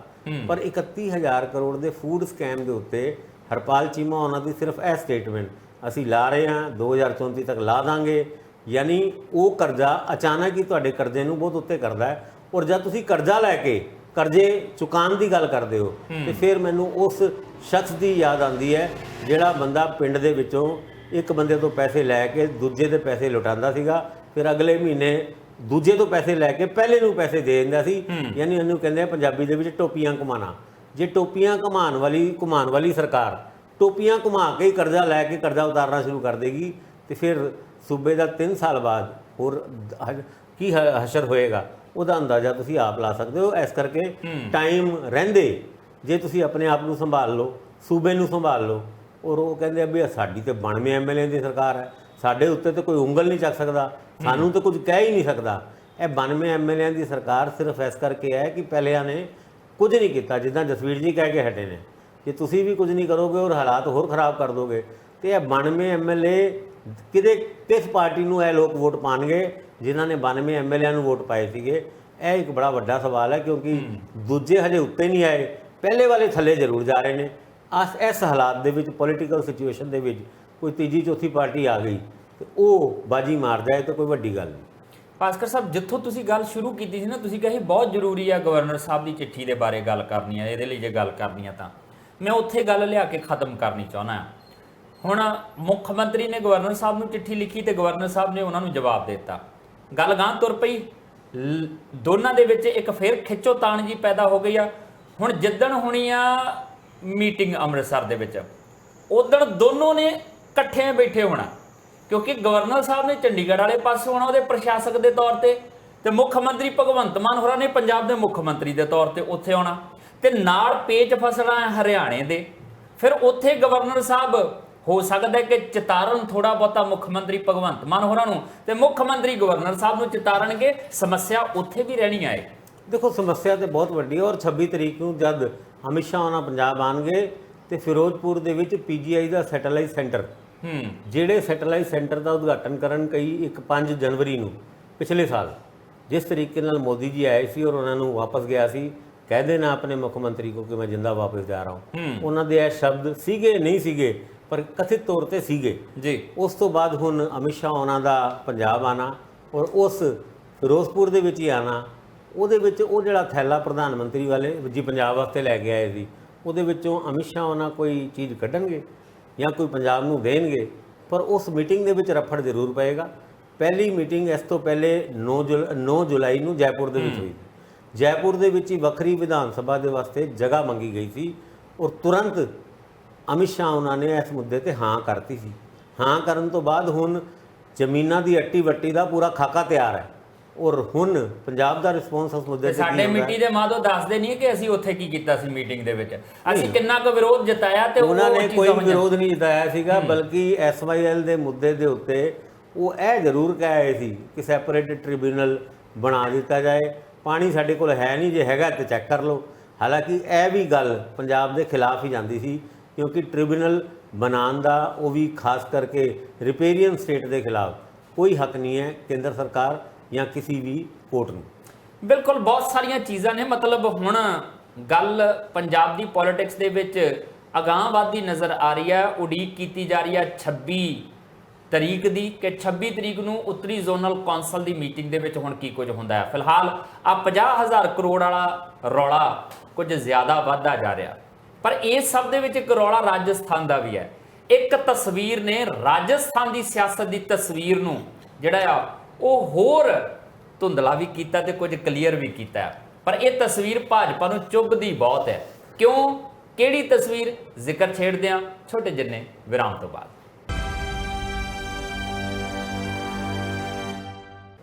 ਬ੍ਰੇਕ ਤੋਂ ਬਾਅਦ ਤੁਹਾਡਾ ਸਵਾਗਤ ਹੈ। ਹੁਣ ਇੱਕ ਉਹ ਲੀਡਰ ਜਿਹੜੀ ਮੁੱਖ ਮੰਤਰੀ ਬਣਨਾ ਲੋਚਦੀ ਹੈ, ਮੁੱਖ ਮੰਤਰੀ ਰਹਿ ਚੁੱਕੀ ਹੈ, ਤੇ ਭਾਰਤੀ ਜਨਤਾ ਪਾਰਟੀ ਉਹਨੂੰ ਉਸ ਤਰੀਕੇ ਨਾਲ ਭਾਅ ਫਿਲਹਾਲ ਦੀ ਘੜੀ ਦਿੰਦੀ ਨਜ਼ਰ ਨਹੀਂ ਆ ਰਹੀ ਤੇ ਆਪਣੀ ਪਾਰਟੀ ਤੋਂ ਵੱਖਰੀ ਚੱਲ ਰਹੀ ਹੈ ਵਸੁੰਧਰਾ ਰਾਜੇ। ਤੇ ਦੂਜੇ ਪਾਸੇ ਉਹ ਜਿਹੜਾ ਮੁੱਖ ਮੰਤਰੀ ਹੈ ਰਾਜਸਥਾਨ ਦਾ, ਇੱਕ ਉਹਦੇ ਸਾਥੀ ਨੇ ਮੁੱਖ ਮੰਤਰੀ ਤੋਂ ਲਾਉਣ ਦੀ ਕੋਸ਼ਿਸ਼ ਕੀਤੀ ਉਹਦੇ ਤੋਂ ਉਹਨੂੰ, ਪਰ ਨਹੀਂ, ਸਮਝੌਤੇ ਕਰ ਲਏ ਗਏ ਤੇ ਉਹ ਹੁਣ ਨਾਲ ਹੈਗਾ। ਦੋਨੋਂ ਇੱਕ ਦੂਜੇ ਦੇ ਆਪੋਜ਼ਿਟ, ਭਾਜਪਾ ਤੇ ਕਾਂਗਰਸ ਆਮੋ ਸਾਹਮਣੇ ਵਿਧਾਨ ਸਭਾ ਦੀਆਂ ਚੋਣਾਂ 'ਚ। ਤੇ ਜੇ ਤੁਹਾਨੂੰ ਇਹ ਦੋਨੋਂ ਹੀ ਲੋਕ ਇੱਕੋ ਹੀ ਜਗ੍ਹਾ ਤੇ ਬੈਠੇ ਨਜ਼ਰ ਆ ਜਾਣ, ਇੱਕੋ ਹੀ ਮੰਚ ਤੇ ਬੈਠੇ ਨਜ਼ਰ ਆ ਜਾਣ, ਇਹ ਤਸਵੀਰ ਇਕੱਠਿਆਂ ਦੀ ਆ ਜਾਵੇ ਤਾਂ ਤੁਸੀਂ ਕੀ ਕਹੋਗੇ? ਜੈਪੁਰ ਦੇ ਵਿੱਚ ਕਨਸਟੀਟਿਊਸ਼ਨ ਜਿਹੜਾ ਸੈਂਟਰ ਉੱਥੇ ਬਣਾਇਆ ਗਿਆ, ਉਹਦੇ ਉਦਘਾਟਨ ਦਾ ਸਮਾਗਮ ਸੀ। ਉਸ ਸਮਾਗਮ ਦੇ ਵਿੱਚ ਮੰਚ ਤਾਂ ਇਹਨਾਂ ਨੇ ਸਾਂਝਾ ਨਹੀਂ ਕੀਤਾ, ਪਰ ਇੱਕ ਵੱਖਰੇ ਕਮਰੇ ਦੇ ਵਿੱਚ ਬੈਠ ਜਾਂਦੇ ਨੇ ਵਸੁੰਧਰਾ ਰਾਜੇ, ਅਸ਼ੋਕ ਗਹਿਲੋਤ, ਉਹਨਾਂ ਦੇ ਨਾਲ ਵਿਰੋਧੀ ਧਿਰ ਦੇ ਲੀਡਰ ਵੀ ਹੁੰਦੇ ਤੇ ਇੱਕ ਹੋਰ ਜਿਹੜੇ ਵਿਧਾਨ ਸਭਾ ਦੇ ਅਧਿਆਕਸ਼ ਉਹ ਵੀ ਬੈਠੇ ਹੁੰਦੇ ਆ। ਤਸਵੀਰ ਆ ਜਾਂਦੀ ਇਹਨਾਂ ਦੀ ਸਾਹਮਣੇ ਤੇ ਭਾਸਕਰ ਸਾਹਿਬ ਵਸੁੰਧਰਾ ਰਾਜੇ ਦਾ, ਅਸ਼ੋਕ ਗਹਿਲੋਤ ਦਾ ਐਨ ਨੇੜੇ ਬੈਠੇ ਹੋਣਾ ਤੇ ਉਹ ਤਸਵੀਰ ਆ ਜਾਵੇ ਚੋਣਾਂ ਤੋਂ ਐਨ ਪਹਿਲਾਂ, ਤੇ ਫਿਰ ਦੱਸੋ ਭਾਰਤੀ ਜਨਤਾ ਪਾਰਟੀ ਨੂੰ ਇਹ ਚੀਜ਼ ਹਜ਼ਮ ਹੋਏਗੀ? ਔਖੀ ਤਾਂ ਹੋਏਗੀ। ਉਹ ਦੇਖੋ, ਭਾਰਤੀ ਜਨਤਾ ਪਾਰਟੀ ਨੂੰ ਵੀ ਚੰਗੀ ਤਰ੍ਹਾਂ ਪਤਾ ਹੈ ਕਿ ਅਸ਼ੋਕ ਗਹਿਲੋਤ ਉਹਨਾਂ ਨੇ ਵਸੁੰਧਰਾ ਰਾਜੇ ਸਿੰਧੀਆ ਉਹਨਾਂ ਦੀ ਤਾਰੀਫ ਤੇ ਕੀਤੀ ਹੋਏਗੀ, ਉਹਨਾਂ ਦੇ ਵਿਰੋਧ ਦੇ ਵਿੱਚ ਸਿਆਸੀ ਮੰਚਾਂ ਤੋਂ ਕੋਈ ਵੱਡੀ ਗੱਲ ਨਹੀਂ ਕੀਤੀ ਜੀ। ਔਰ ਇੱਥੇ ਤੱਕ ਕਿ ਜਦ ਸਚਿਨ ਪਾਇਲਟ ਉਹਨਾਂ ਨੇ ਉੱਥੇ ਅੰਦੋਲਨ ਕਰਨ ਦੀ ਵੀ ਇੱਕ ਤਰੀਕੇ ਨਾਲ ਸ਼ੁਰੂਆਤ ਕਰਤੀ ਸੀ ਔਰ ਮੰਗੀ ਸੀਗੀ ਇੱਕ ਇਨਵੈਸਟੀਗੇਸ਼ਨ ਵਸੁੰਧਰਾ ਰਾਜੇ ਸਰਕਾਰ ਦੇ ਖਿਲਾਫ ਕਿ ਉਸ ਟਾਈਮ ਹੋਏ ਘਪਲਿਆਂ ਦੀ ਜਾਂਚ ਅਸ਼ੋਕ ਗਹਿਲੋਤ ਸਰਕਾਰ ਕਿਉਂ ਨਹੀਂ ਕਰ ਰਹੀ, ਤੇ ਬਾਅਦ ਚੋਂ ਹਾਈ ਕਮਾਨ ਨੂੰ ਇੰਟਰਵੀਨ ਕਰਕੇ ਸਚਿਨ ਪਾਇਲਟ ਨੂੰ ਸਮਝਾਉਣਾ ਪਿਆ ਸੀ ਕਿ ਨਾ, ਐਦਾਂ ਨਾ ਕਰੋ। ਔਰ ਇਹ ਕਿਉਂ ਕਿਹਾ ਕੀਤਾ ਗਿਆ ਸੀ, ਇਸ ਤਸਵੀਰ ਤੋਂ ਸਾਫ਼ ਹੋ ਰਿਹਾ ਔਰ ਇਸ ਤਸਵੀਰ ਤੋਂ ਇਹ ਵੀ ਗੱਲ ਸਾਫ਼ ਹੋ ਰਹੀ ਹੈ ਕਿ ਅੱਗੇ ਚੱਲ ਕੇ ਜੈਪੁਰ ਦੇ ਵਿੱਚ, ਰਾਜਸਥਾਨ ਦੇ ਵਿੱਚ ਕਿਸ ਤਰੀਕੇ ਦੀ ਨਵੀਂ ਤਸਵੀਰਾਂ ਬਣ ਸਕਦੀ ਹੈ। ਉਹ ਵੀ ਖਾਸ ਕਰਕੇ ਤਦ ਜਦ ਵਸੁੰਧਰਾ ਰਾਜੇ ਸਿੰਧੀਆ ਉਹਨਾਂ ਨੂੰ ਉਹਨਾਂ ਦੀ ਆਪਣੀ ਪਾਰਟੀ ਕੋਈ ਇੰਪੋਰਟੈਂਸ ਨਹੀਂ ਦੇ ਰਹੀ। ਇੱਥੇ ਤੱਕ ਕਿ 3 ਕਮੇਟੀਆਂ ਦਾ ਜ਼ਿਕਰ ਪਹਿਲੇ ਹੋਇਆ ਸੀਗਾ, ਜਿਹਦੇ ਵਿੱਚ ਕੈਂਪੇਨ ਕਮੇਟੀ, ਮੈਨੀਫੈਸਟੋ ਕਮੇਟੀ ਔਰ ਟਿਕਟ ਦੀ ਲਿਸਟ ਬਣਾਉਣ ਵਾਸਤੇ ਜਿਹੜੀ ਕਮੇਟੀ ਕੈਂਡੀਡੇਟ ਸਿਲੈਕਸ਼ਨ ਕਮੇਟੀ ਹੈ, ਉਹਨਾਂ ਸਾਰੀ ਕਮੇਟੀਆਂ ਦੇ ਵਿੱਚ ਵਸੁੰਧਰਾ ਰਾਜੇ ਸਿੰਧੀਆ ਨੂੰ ਚਵਾਨੀ ਦੀ ਇੱਜ਼ਤ ਨਹੀਂ ਦਿੱਤੀ ਇਸ ਬੀਜੇਪੀ ਨੇ। ਤੇ ਬੀਜੇਪੀ ਦੇ ਉੱਥੇ ਕਮਾਨ ਵੀ ਕਿਹਦੇ ਕੋਲ ਹੈ? ਮੋਦੀ ਸਾਹਿਬ ਕੋਲ ਹੈ। ਹੁਣ ਵਸੁੰਧਰਾ ਰਾਜੇ ਸਿੰਧੀਆ ਖੁੱਲ੍ਹ ਕੇ ਇਸ ਗੱਲ ਦਾ ਵਿਰੋਧ ਵੀ ਨਹੀਂ ਕਰ ਸਕਦੀ ਕਿਉਂਕਿ ਅੱਗੇ ਵੱਡੇ ਘਰਾਂ ਵਾਲੇ ਪ੍ਰਧਾਨ ਮੰਤਰੀ ਖੜੇ ਹੁੰਦੇ ਨੇ। ਹੁਣ ਪ੍ਰਧਾਨ ਮੰਤਰੀ ਤੋਂ ਤੇ ਨਾਰਾਜ਼ ਨਹੀਂ ਹੋ ਸਕਦੀ ਨਾ ਉਹ। ਨਾਰਾਜ਼ਗੀ ਮੋਲ ਲੈ ਕੇ ਸ਼ਾਇਦ ਬਣੇ ਵੀ ਜਿਹੜੇ ਨਰਿੰਦਰ ਮੋਦੀ ਉਹਨਾਂ ਨੇ ਗੁਜਰਾਤ ਦੇ ਇੰਚਾਰਜ ਵੀ ਇਸ ਕਰਕੇ ਬਣੇ ਨੇ ਕਿ ਮੇਰੇ ਸਾਹਮਣੇ ਵਸੁੰਧਰਾ ਰਾਜਸਥਾਨ ਦੇ ਵਿੱਚ ਉਹ ਕਹਿੰਦੇ ਮੇਰੇ ਸਾਹਮਣੇ ਤਾਂ ਬੋਲ ਨਹੀਂ ਸਕਦੀ, ਉਹ ਨਹੀਂ ਬੋਲ ਸਕਦੀ ਤੇ ਇਹ ਚੀਜ਼ ਜਿਹੜੀ ਫੋਟੋ ਦੇ ਰੂਪ ਸਾਹਮਣੇ ਆਣੀ ਤਸਵੀਰਾਂ ਉਹੀ ਗੱਲ ਬਿਲਕੁਲ ਠੀਕ ਕਹਿ ਰਹੇ ਹੋ ਤੁਸੀਂ। ਭਾਵੇਂ ਵਸੁੰਧਰਾ ਰਾਜੇ ਸਿੰਧੀਆ ਉਹਨਾਂ ਆਪਣੇ ਨਾਲ ਕੀਤੇ ਹੋਏ ਇਸ ਵਰਤਾਵ ਦੇ ਅਗੇਂਸਟ ਖੁੱਲ ਕੇ ਬੋਲਣ ਦੇ ਵਿੱਚ ਨਾਕਾਮਯਾਬ ਰਹੀ ਹੈ, ਪਰ ਤਸਵੀਰਾਂ ਦੇ ਰਾਹੀਂ ਕੁਝ ਦੱਸਣ ਦੀ ਕੋਸ਼ਿਸ਼ ਕਰ ਰਹੀ ਹੈ। ਔਰ ਉਹਨਾਂ ਤਸਵੀਰਾਂ ਨੂੰ ਬੀਜੇਪੀ ਵਾਲੇ ਵੀ, ਕਾਂਗਰਸ ਵਾਲੇ ਵੀ, ਸਚਿਨ ਪਾਇਲਟ ਵੀ, ਹੋਰ ਵੀ तमाम ਉਹ ਪੋਲੀਟੀਕਲ ਪਾਰਟੀਆਂ ਉਸ ਤਸਵੀਰ ਦੇ ਅੰਦਰ ਘੁੱਸ ਕੇ ਸਾਰੀ ਚੀਜ਼ਾਂ ਪੜ੍ਹ ਵੀ ਲੈਂਦੇ ਨੇ ਤੇ ਦੇਖ ਵੀ ਲੈਂਦੇ ਨੇ। ਕਿਉਂਕਿ ਇਦਾਂ ਦੀਆਂ ਤਸਵੀਰਾਂ ਜਿਹੜੀਆਂ ਹੁੰਦੀਆਂ ਨੇ ਨਾ ਉਹ ਇੰਜ ਨਹੀਂ ਵਾਇਰਲ ਕੀਤੀਆਂ ਜਾਂਦੀਆਂ, ਉਹ ਕਿਸੇ ਖਾਸ ਮਨੋਰਥ ਦੇ ਨਾਲ ਖਿਚਵਾਈਆਂ ਵੀ ਜਾਂਦੀਆਂ ਨੇ ਤੇ ਫਿਰ ਪੋਸਟ ਵੀ ਕੀਤੀਆਂ ਜਾਂਦੀਆਂ। ਆ ਕਾਂਗਰਸ ਵਾਲੇ ਵੀ ਇਹ ਫੋਟੋ ਪੋਸਟ ਕਰ ਕਰਕੇ ਕਹਿ ਤਾਂ ਰਹੇ ਆ ਖੇਲਤਾ ਅਸ਼ੋਕ ਗਹਿਲੋਤ ਨੇ ਆਪਣਾ ਇੱਕ ਹੋਰ ਕਾਰਡ। ਇਹ ਐਵੇਂ ਨਹੀਂ ਚੀਜ਼ਾਂ ਨਿਕਲ ਕੇ ਆਉਂਦੀਆਂ। ਭਾਸਕਰ ਸਾਹਿਬ, ਇਹਦਾ ਮਤਲਬ ਹੈ ਕਿ ਰਾਜਸਥਾਨ ਦੇ ਵਿੱਚ ਐਡੀ ਸੁਖਾਲੀ ਫਾਈਟ ਰਹਿੰਦੀ ਨਜ਼ਰ ਆ ਨਹੀਂ ਰਹੀ, ਕਿਉਂਕਿ ਇਹਨਾਂ ਨੇ ਜਿਹੜੀ ਪਰਿਵਰਤਨ ਯਾਤਰਾ ਵੀ ਭਾਜਪਾ ਨੇ ਕੱਢੀ ਸੀਗੀ ਉਹਨੂੰ ਇੱਕ ਤਾਂ ਸਮਰਥਨ ਨਹੀਂ ਮਿਲਿਆ, ਦੂਜਾ ਵਸੁੰਧਰਾ ਰਾਜੇ ਨੇ ਉਹਦੇ ਵਿੱਚ ਸ਼ਮੂਲੀਅਤ ਨਹੀਂ ਕੀਤੀ, ਤੇ ਤੀਜਾ ਇਹਦੇ ਪੈਰਲਲ ਆਪਣੀ ਧਾਰਮਿਕ ਯਾਤਰਾ ਸ਼ੁਰੂ ਕਰ ਲਈ ਸੀ ਉਹਨਾਂ ਨੇ। ਦੇਖੋ ਪੰਜਾਬ ਦੇ ਵਿੱਚ ਸਿਰਫ ਪੰਜਾਬ ਦੀ ਪੋਲਿਟਿਕਸ ਨੂੰ ਆਮ ਲੋਕ ਜ਼ਿਕਰ ਨਹੀਂ ਕਰਦੇ। ਹੁਣ ਉਹ ਦਿਨ ਗਏ ਜਦ ਪੰਜਾਬੀ ਪੰਜਾਬ ਦੀ ਪੋਲਿਟਿਕਸ ਨੂੰ ਹੀ ਮੱਦੇਨਜ਼ਰ ਰੱਖਦੇ ਹੋਏ ਆਪਣੀ ਚਾਲ ਚੱਲਦੇ ਸੀਗੇ। ਅੱਜ ਪੰਜਾਬੀ ਹਰ ਸੂਬੇ ਦੇ ਇਲੈਕਸ਼ਨ ਦੇ ਵਿੱਚ ਉਹਨਾਂ ਹੀ ਇੰਟਰਸਟ ਰੱਖਦਾ ਹੈ ਜਿੰਨਾ ਕੁ ਤੁਸੀਂ ਥਰੂ ਪ੍ਰੋਫੈਸ਼ਨ ਰੱਖਦੇ ਹਾਂ। ਹੁਣ ਰਾਜਸਥਾਨ ਤੋਂ ਹਵਾ ਕਿੱਦਾਂ ਦੀ ਮਹਿਸੂਸ ਹੋ ਰਹੀ ਹੈ, ਉਹਦੇ ਵਿੱਚ ਇਹ ਗੱਲ ਤੇ ਤੈਅ ਵੇ ਕਿ ਭਾਜਪਾ ਦੀ ਸਰਕਾਰ ਬਣੇਗੀ, ਇਹ ਕੋਈ ਪੱਕੀ ਗੱਲ ਨਹੀਂ ਲੱਗਦੀ। ਉੱਥੇ ਦੀ ਆਈ ਰਿਪੋਰਟਾਂ ਇਹ ਦੱਸਦੀ ਹੈ ਕਿ ਭਾਜਪਾ ਸਰਕਾਰ ਬਣਾਉਣ ਤੋਂ ਕਾਫੀ ਪਿੱਛਾ ਰਹਿ ਸਕਦੀ ਹੈ। ਕਾਂਗਰਸ ਦੀ ਸਰਕਾਰ ਬਣੇਗੀ, ਨਹੀਂ ਉਹ ਵੀ ਨਹੀਂ ਲੱਗਦੀ, ਐਂਟੀ ਇਨਕੰਬੈਂਸੀ ਫੈਕਟਰ ਹੈਗੀ ਹੈ। ਰਲੀ ਮੁੱਲੀ ਸਰਕਾਰ ਬਣੇਗੀ, ਇਹਦੀ ਹਵਾ ਤਕਰੀਬਨ ਬੜੇ ਜ਼ੋਰ ਸ਼ੋਰ ਨਾਲ ਲੱਗਦੀ ਹੈ। ਔਰ ਇਹ ਤਸਵੀਰ ਉਸੇ ਤਰਫ ਇੰਡੀਕੇਟ ਕਰ ਰਹੀ ਹੈ ਕਿ ਰਲੀ ਮਿਲੀ ਸਰਕਾਰ। ਹੁਣ ਆਮ ਆਦਮੀ ਰਲੀ ਮਿਲੀ ਦਾ ਮਤਲਬ ਇਹ ਕਹਿ ਰਹੇ ਤੁਸੀਂ ਵਸੁੰਧਰਾ ਰਾਜੇ ਵੱਖਰੀ ਆਪਣਾ ਧੜਾ ਖੜਾ ਕਰੇਗੀ। ਤਸਵੀਰ ਕੀ ਬੋਲ ਰਹੀ ਹੈ? ਹੋਰ ਤਸਵੀਰ ਤੇ ਇਹੀ ਦੱਸ ਰਹੀ ਹੈ। ਤਸਵੀਰ ਦੇ ਵਿੱਚ ਇਹ ਗੱਲ ਸਾਫ਼ ਹੋ ਰਹੀ ਹੈ ਕਿ ਉਹਨਾਂ ਦਾ ਵੱਖਰਾ ਧੜਾ ਭਾਜਪਾ ਨੂੰ ਅਗਰ ਤੁਸੀਂ ਮਤਲਬ ਇਹ ਵੀ ਕਰ ਸਕਦੇ ਜੀ ਸੱਤਾ ਪਰਿਵਰਤਨ ਸੌਂਪਣ ਦੀਆਂ ਤਿਆਰੀਆਂ ਚੱਲਦੀਆਂ। ਸੌਂਪਣ ਵਾਸਤੇ ਇਹ ਮੀਟਿੰਗਾਂ ਨਹੀਂ ਹੁੰਦੀ, ਉਹ ਵੀ ਇਲੈਕਸ਼ਨਾਂ ਤੋਂ ਪਹਿਲੇ। ਇਹ ਕਈ ਵਾਰ ਜਾਣਬੁੱਝ ਕੇ ਵੀ ਵਾਇਰਲ ਕਰਾਈ ਜਾਂਦੀ ਹੈ ਤਸਵੀਰ। ਪਲਟ ਤੇਰਾ ਧਿਆਨ ਕਿਧਰ ਹੈ ਮੇਰੀ ਤਰਫ ਤੋਂ ਦੇਖ। ਉਹ ਵੀ ਵਸੁੰਧਰਾ ਰਾਜੇ ਸਿੰਧੀਆ ਉਹਨਾਂ ਦਾ ਇੱਕ ਰਣਨੀਤੀ ਜਾਂ ਫਿਰ ਕੋਈ ਸਟ੍ਰੈਟਜੀ ਹੋ ਸਕਦੀ ਹੈ ਜਿਹਦੇ ਕਰਕੇ ਆਪਣੀ ਤਰਫ ਉਹ ਮੋਦੀ ਸਾਹਿਬ ਦਾ ਜਾਂ ਬੀਜੇਪੀ ਦੇ ਵੱਡੇ ਲੀਡਰਾਂ ਦਾ ਧਿਆਨ ਆਕਰਸ਼ਕ ਕਰ ਰਹੀ ਹੈ। ਅਰਜੁਨ ਮੇਘਵਾਲ, ਕੈਲਾਸ਼ ਮੇਘਵਾਲ ਦੋ ਨਾਂ ਇੱਦਾਂ ਦੇ ਹੈਗੇ ਆ ਜਿਨ੍ਹਾਂ ਵਿੱਚ ਹਜੇ ਬੀਜੇਪੀ ਲੜਾਈ ਖਤਮ ਕਰਨ ਦੇ ਵਿੱਚ ਸક્ષਮ ਨਹੀਂ ਹੋ ਪਾਈ। ਉਹ ਤਾਂ ਕੈਲਾਸ਼ ਨੂੰ ਕੱਢਤਾ ਉਹਨਾਂ ਨੇ ਪਾਰਟੀ ਚੋਂ, ਕੱਢਦਾ, ਔਰ ਕੈਲਾਸ਼ ਵਸੁੰਧਰਾ ਰਾਜੇ ਦੇ ਨੇੜਲੇ ਸੀਗੇ। ਬਸ ਤੁਸੀਂ ਦੇਖੋ ਗੱਲ ਕਿੱਥੇ ਜਾ ਰਹੀ ਹੈ। ਜੇ ਉਹ ਤਸਵੀਰ ਬੋਲ ਰਹੀ ਹੈ, ਉਹ ਉੱਥੇ ਦੇ ਹਾਲਾਤ ਵੀ ਬੋਲ ਰਹੇ ਨੇ, ਔਰ ਹਾਲਾਤ ਜੋ ਬੋਲ ਰਹੇ ਨੇ ਉਹ ਜਿੱਦਾਂ ਜਿੱਦਾਂ ਇਲੈਕਸ਼ਨ ਨਜ਼ਦੀਕ ਆਉਣਗੇ ਹਾਲਾਤ ਸਿਰ ਚੜ੍ਹ ਕੇ ਬੋਲਣਗੇ। ਔਰ ਕੋਈ ਵੀ ਆਪਣੀ ਰਣਨੀਤੀ ਨੂੰ, ਆਪਣੀ ਸਟ੍ਰੈਟਜੀ ਨੂੰ ਛੇਤੀ ਕਿਤੇ ਰਿਵੀਲ ਨਹੀਂ ਕਰਦਾ, ਪਰ ਇਹ ਫੋਟੋ ਭਾਵੇਂ ਕੁਝ ਕਹੇ ਬਗੈਰ ਬਹੁਤ ਕੁਝ ਰਿਵੀਲ ਕਰ ਰਹੀ ਹੈ। ਔਰ ਇਹ ਫੋਟੋ ਨੂੰ ਭਾਜਪਾ ਵਾਲਿਆਂ ਨੇ ਤੇ ਲੈਂਸ ਲਾ ਕੇ ਦੇਖਿਆ ਹੋਏਗਾ ਔਰ ਆਪਣੀ ਅਗਲੀ ਰਣਨੀਤੀ, ਕਿਉਂਕਿ ਮੋਦੀ ਸਾਹਿਬ ਦਾ ਉੱਥੇ ਦਾ ਇੰਚਾਰਜ ਹੋਣਾ ਆਪਣੇ ਆਪ ਵਿੱਚ ਇੱਕ ਬੜਾ, ਕਿਉਂਕਿ ਮੋਦੀ ਸਾਹਿਬ ਦੇ ਚਿਹਰੇ ਦੇ ਉੱਤੇ ਤਕਰੀਬਨ ਪੂਰੇ ਦੇਸ਼ ਦੇ ਵਿੱਚ ਅਸੈਂਬਲੀ ਤੋਂ ਲੈ ਕੇ ਪੰਚਾਇਤ ਚੋਣਾਂ ਤੱਕ ਲੜੀ ਜਾਂਦੀ ਹੈ ਤੇ ਉਹਦੇ ਵਿੱਚ ਸਟੇਟਸ ਕਿੰਨੇ ਹਾਈ ਹੈਗੇ ਆ। ਤੇ ਵਸੁੰਧਰਾ ਰਾਜੇ ਸਿੰਧੀਆ ਉਹਨਾਂ ਨੂੰ ਵੀ ਪਤਾ ਹੈ ਕਿ ਵੀ ਕਿੱਦਾਂ ਭਾਜਪਾ ਦੇ ਵਿੱਚ ਕੋਈ ਚਾਲ ਚੱਲ ਵੀ ਦੋ, ਬਾਅਦ ਚੋਂ ਮੁਕਰ ਵੀ ਜਾਓ, ਮੈਂ ਤਾਂ ਕੁਝ ਕੀਤਾ ਹੀ ਨਹੀਂ। ਕਿਉਂਕਿ ਫੋਟੋ ਦੇ ਜ਼ਰੀਏ ਵਸੁੰਧਰਾ ਰਾਜੇ ਸਿੰਧੀਆ ਦੇ ਖਿਲਾਫ ਕੋਈ ਐਕਸ਼ਨ ਬੀਜੇਪੀ ਲਏ, ਇਹ ਵੀ ਗੱਲ ਬਹੁਤ ਅਗੇਂਸਟ ਜਾਏਗੀ ਬੀਜੇਪੀ ਦੇ ਵਿੱਚ। ਔਰ ਵਸੁੰਧਰਾ ਰਾਜੇ ਸਿੰਧੀਆ ਵਿਕਟਿਮ ਕਾਰਡ ਪਲੇ ਕਰ ਸਕਦੀ ਹੈ, ਇਹਦਾ ਵੀ ਬੀਜੇਪੀ ਨੂੰ ਚੰਗੀ ਤਰ੍ਹਾਂ ਪਤਾ ਹੈ। ਸਾਰੀ ਇੱਕ ਰਣਨੀਤੀ ਰਾਜਨੀਤੀ ਦਾ ਹੀ ਹਿੱਸਾ ਹੈ। ਜਦ ਕੁਝ ਕਿਹਾ ਨਾ ਜਾਏ ਪਰ ਫੋਟੋ ਬਹੁਤ ਕੁਝ ਬੋਲੇ, ਉਹ ਵੀ ਇੱਕ ਮੈਸੇਜ ਦੇਣ ਦਾ ਤਰੀਕਾ ਹੁੰਦਾ। ਬਹੁਤ ਸਾਰੀਆਂ ਚੀਜ਼ਾਂ ਨੇ ਹੁਣ ਇਹਦੇ ਵਿੱਚੋਂ ਨਿਕਲ ਕੇ ਆਉਣੀਆਂ ਬਾਕੀ ਹੈ। ਇਹਦੇ ਵਿੱਚ ਇਹ ਵੀ ਕਿਹਾ ਜਾ ਸਕਦਾ ਹੈ ਕਿ ਆਉਣ ਵਾਲੇ ਦਿਨਾਂ ਦੇ ਵਿੱਚ ਜਦੋਂ ਪ੍ਰਧਾਨ ਮੰਤਰੀ ਨਰਿੰਦਰ ਮੋਦੀ ਹੋਰੀ ਰਾਜਸਥਾਨ ਦੇ ਵਿੱਚ ਜੈਪੁਰ 'ਚ ਰੈਲੀ ਕਰਨਗੇ, ਜਿਹੜੀ ਔਰਤਾਂ ਵੱਲੋਂ ਆਰਗੇਨਾਈਜ਼ ਕੀਤੀ ਜਾਣੀ ਆ, ਉਸ ਰੈਲੀ ਦੇ ਵਿੱਚ ਵਸੁੰਧਰਾ ਰਾਜੇ ਮੌਜੂਦ ਰਹਿੰਦੇ ਨੇ ਜਾਂ ਨਹੀਂ ਰਹਿੰਦੇ, ਉਹ ਸ਼ਕਤੀਸ਼ਾਲੀ ਔਰਤ ਰਾਜਸਥਾਨ ਦੇ ਵਿੱਚ ਘੱਟੋ ਘੱਟ ਭਾਜਪਾ ਦੇ ਵੱਲੋਂ ਜਿਹੜੇ ਮੁੱਖ ਮੰਤਰੀ ਰਹਿ ਚੁੱਕੇ ਆ, ਕਿ ਉਹਨਾਂ ਦੀ ਮੌਜੂਦਗੀ ਇਸ ਰੈਲੀ ਦੇ ਵਿੱਚ ਹੁੰਦੀ ਹੈ ਜਾਂ ਨਹੀਂ ਹੁੰਦੀ, ਇਹਦੇ ਉੱਤੇ ਬੜੀਆਂ ਚੀਜ਼ਾਂ ਨਿਰਭਰ ਕਰਦੀਆਂ ਨੇ। ਔਰ ਵੈਸੇ ਵੀ ਸਮੂਹਿਕ ਜ਼ਿੰਮੇਵਾਰੀ, ਔਰ ਭਾਸਕਰ ਸਾਹਿਬ ਕਹਿੰਦੇ ਜੀ ਪੰਚਾਇਤੀ ਚੋਣਾਂ ਤੋਂ ਲੈ ਕੇ ਲੋਕ ਸਭਾ ਦੀਆਂ ਚੋਣਾਂ ਤੱਕ ਪ੍ਰਧਾਨ ਮੰਤਰੀ ਨਰਿੰਦਰ ਮੋਦੀ ਹੋਰਾਂ ਦਾ ਹੀ ਚਿਹਰਾ ਰੱਖਿਆ ਜਾਂਦਾ। ਸ਼ਾਇਦ ਇਸੇ ਕਰਕੇ ਪ੍ਰਧਾਨ ਮੰਤਰੀ ਚਾਹੁੰਦੇ ਆ ਕਿ ਵਨ ਨੇਸ਼ਨ ਵਨ ਇਲੈਕਸ਼ਨ ਦਾ ਫੰਡਾ ਆ ਜਾਵੇ। ਇੱਕ ਵਾਰ ਜਿਹੜਾ ਮਹੀਨਾ ਡੇਢ ਮਹੀਨਾ ਮੈਂ ਪ੍ਰਚਾਰ ਕਰਨਾ ਕਰਾਂ ਤੇ ਮੁੜ ਕੇ ਬਾਕੀ ਦੇ 4.5 ਪੌਣੇ 5 ਮਹੀਨੇ ਟਿਕ ਕੇ ਬੈਠ ਤਾਂ ਸਕਦਾ ਨਾ, ਕੰਮ ਤਾਂ ਕਰ ਸਕਦਾ। ਮੈਨੂੰ ਪ੍ਰਧਾਨ ਮੰਤਰੀ ਦੀ ਥਾਂ ਤੇ ਪ੍ਰਚਾਰ ਮੰਤਰੀ ਬਣਾਇਆ। ਆ ਹੁਣ ਵਿਸ਼ੇਸ਼ ਇਜਲਾਸ ਨਿਕਲਿਆ, 5 ਸੂਬਿਆਂ ਦੇ ਵਿੱਚ ਤੁਹਾਨੂੰ ਪ੍ਰਧਾਨ ਮੰਤਰੀ ਹੋਰਾਂ ਦੀਆਂ ਰੈਲੀਆਂ ਹੀ ਨਜ਼ਰ ਆਉਣਗੀਆਂ। ਅੱਜ ਰਾਜਸਥਾਨ ਭਲਕੇ, ਛੱਤੀਸਗੜ੍ਹ ਪਰਸੋਂ ਨੂੰ ਮੱਧ ਪ੍ਰਦੇਸ਼, ਉਦੋਂ ਬਾਅਦ ਮਿਜ਼ੋਰਮ ਤੋਂ ਬਾਅਦ ਤੇਲੰਗਾਨਾ। ਆਹੀ ਸਿਲਸਿਲਾ ਚੱਲਣਾ ਹੁਣ। ਫਿਰ ਉਹਦੇ ਤੋਂ ਬਾਅਦ ਲੋਕ ਸਭਾ ਦੀਆਂ ਚੋਣਾਂ ਦਾ ਸਿਲਸਿਲਾ ਸ਼ੁਰੂ ਹੋ ਜਾਣਾ। ਫਿਰ ਪੂਰੇ ਮੁਲਕ 'ਚ ਘੁੰਮਣਾ ਪੈਣਾ ਸਰਕਾਰੀ ਖਰਚੇ ਤੇ, ਪਾਰਟੀ ਦਾ ਪ੍ਰਚਾਰ ਤੇ ਇੱਕ ਨੇਸ਼ਨ ਇੱਕ ਇਲੈਕਸ਼ਨ ਹੋ ਜਾਏਗਾ ਤੇ ਕੰਮ ਨਿਬੜਦਾ ਹੋਏਗਾ ਇੱਕ ਵਾਰੀ।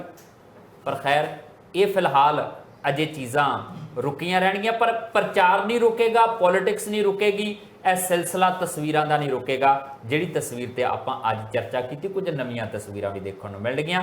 ਫਿਲਹਾਲ ਇਸੇ ਦੇ ਨਾਲ ਆਪਣੇ ਜਸਵੀਰ ਨੂੰ ਦਿਓ ਇਜਾਜ਼ਤ। ਦੇਖਦੇ ਰਹੋ ਟੀਵੀ ਪੰਜਾਬ।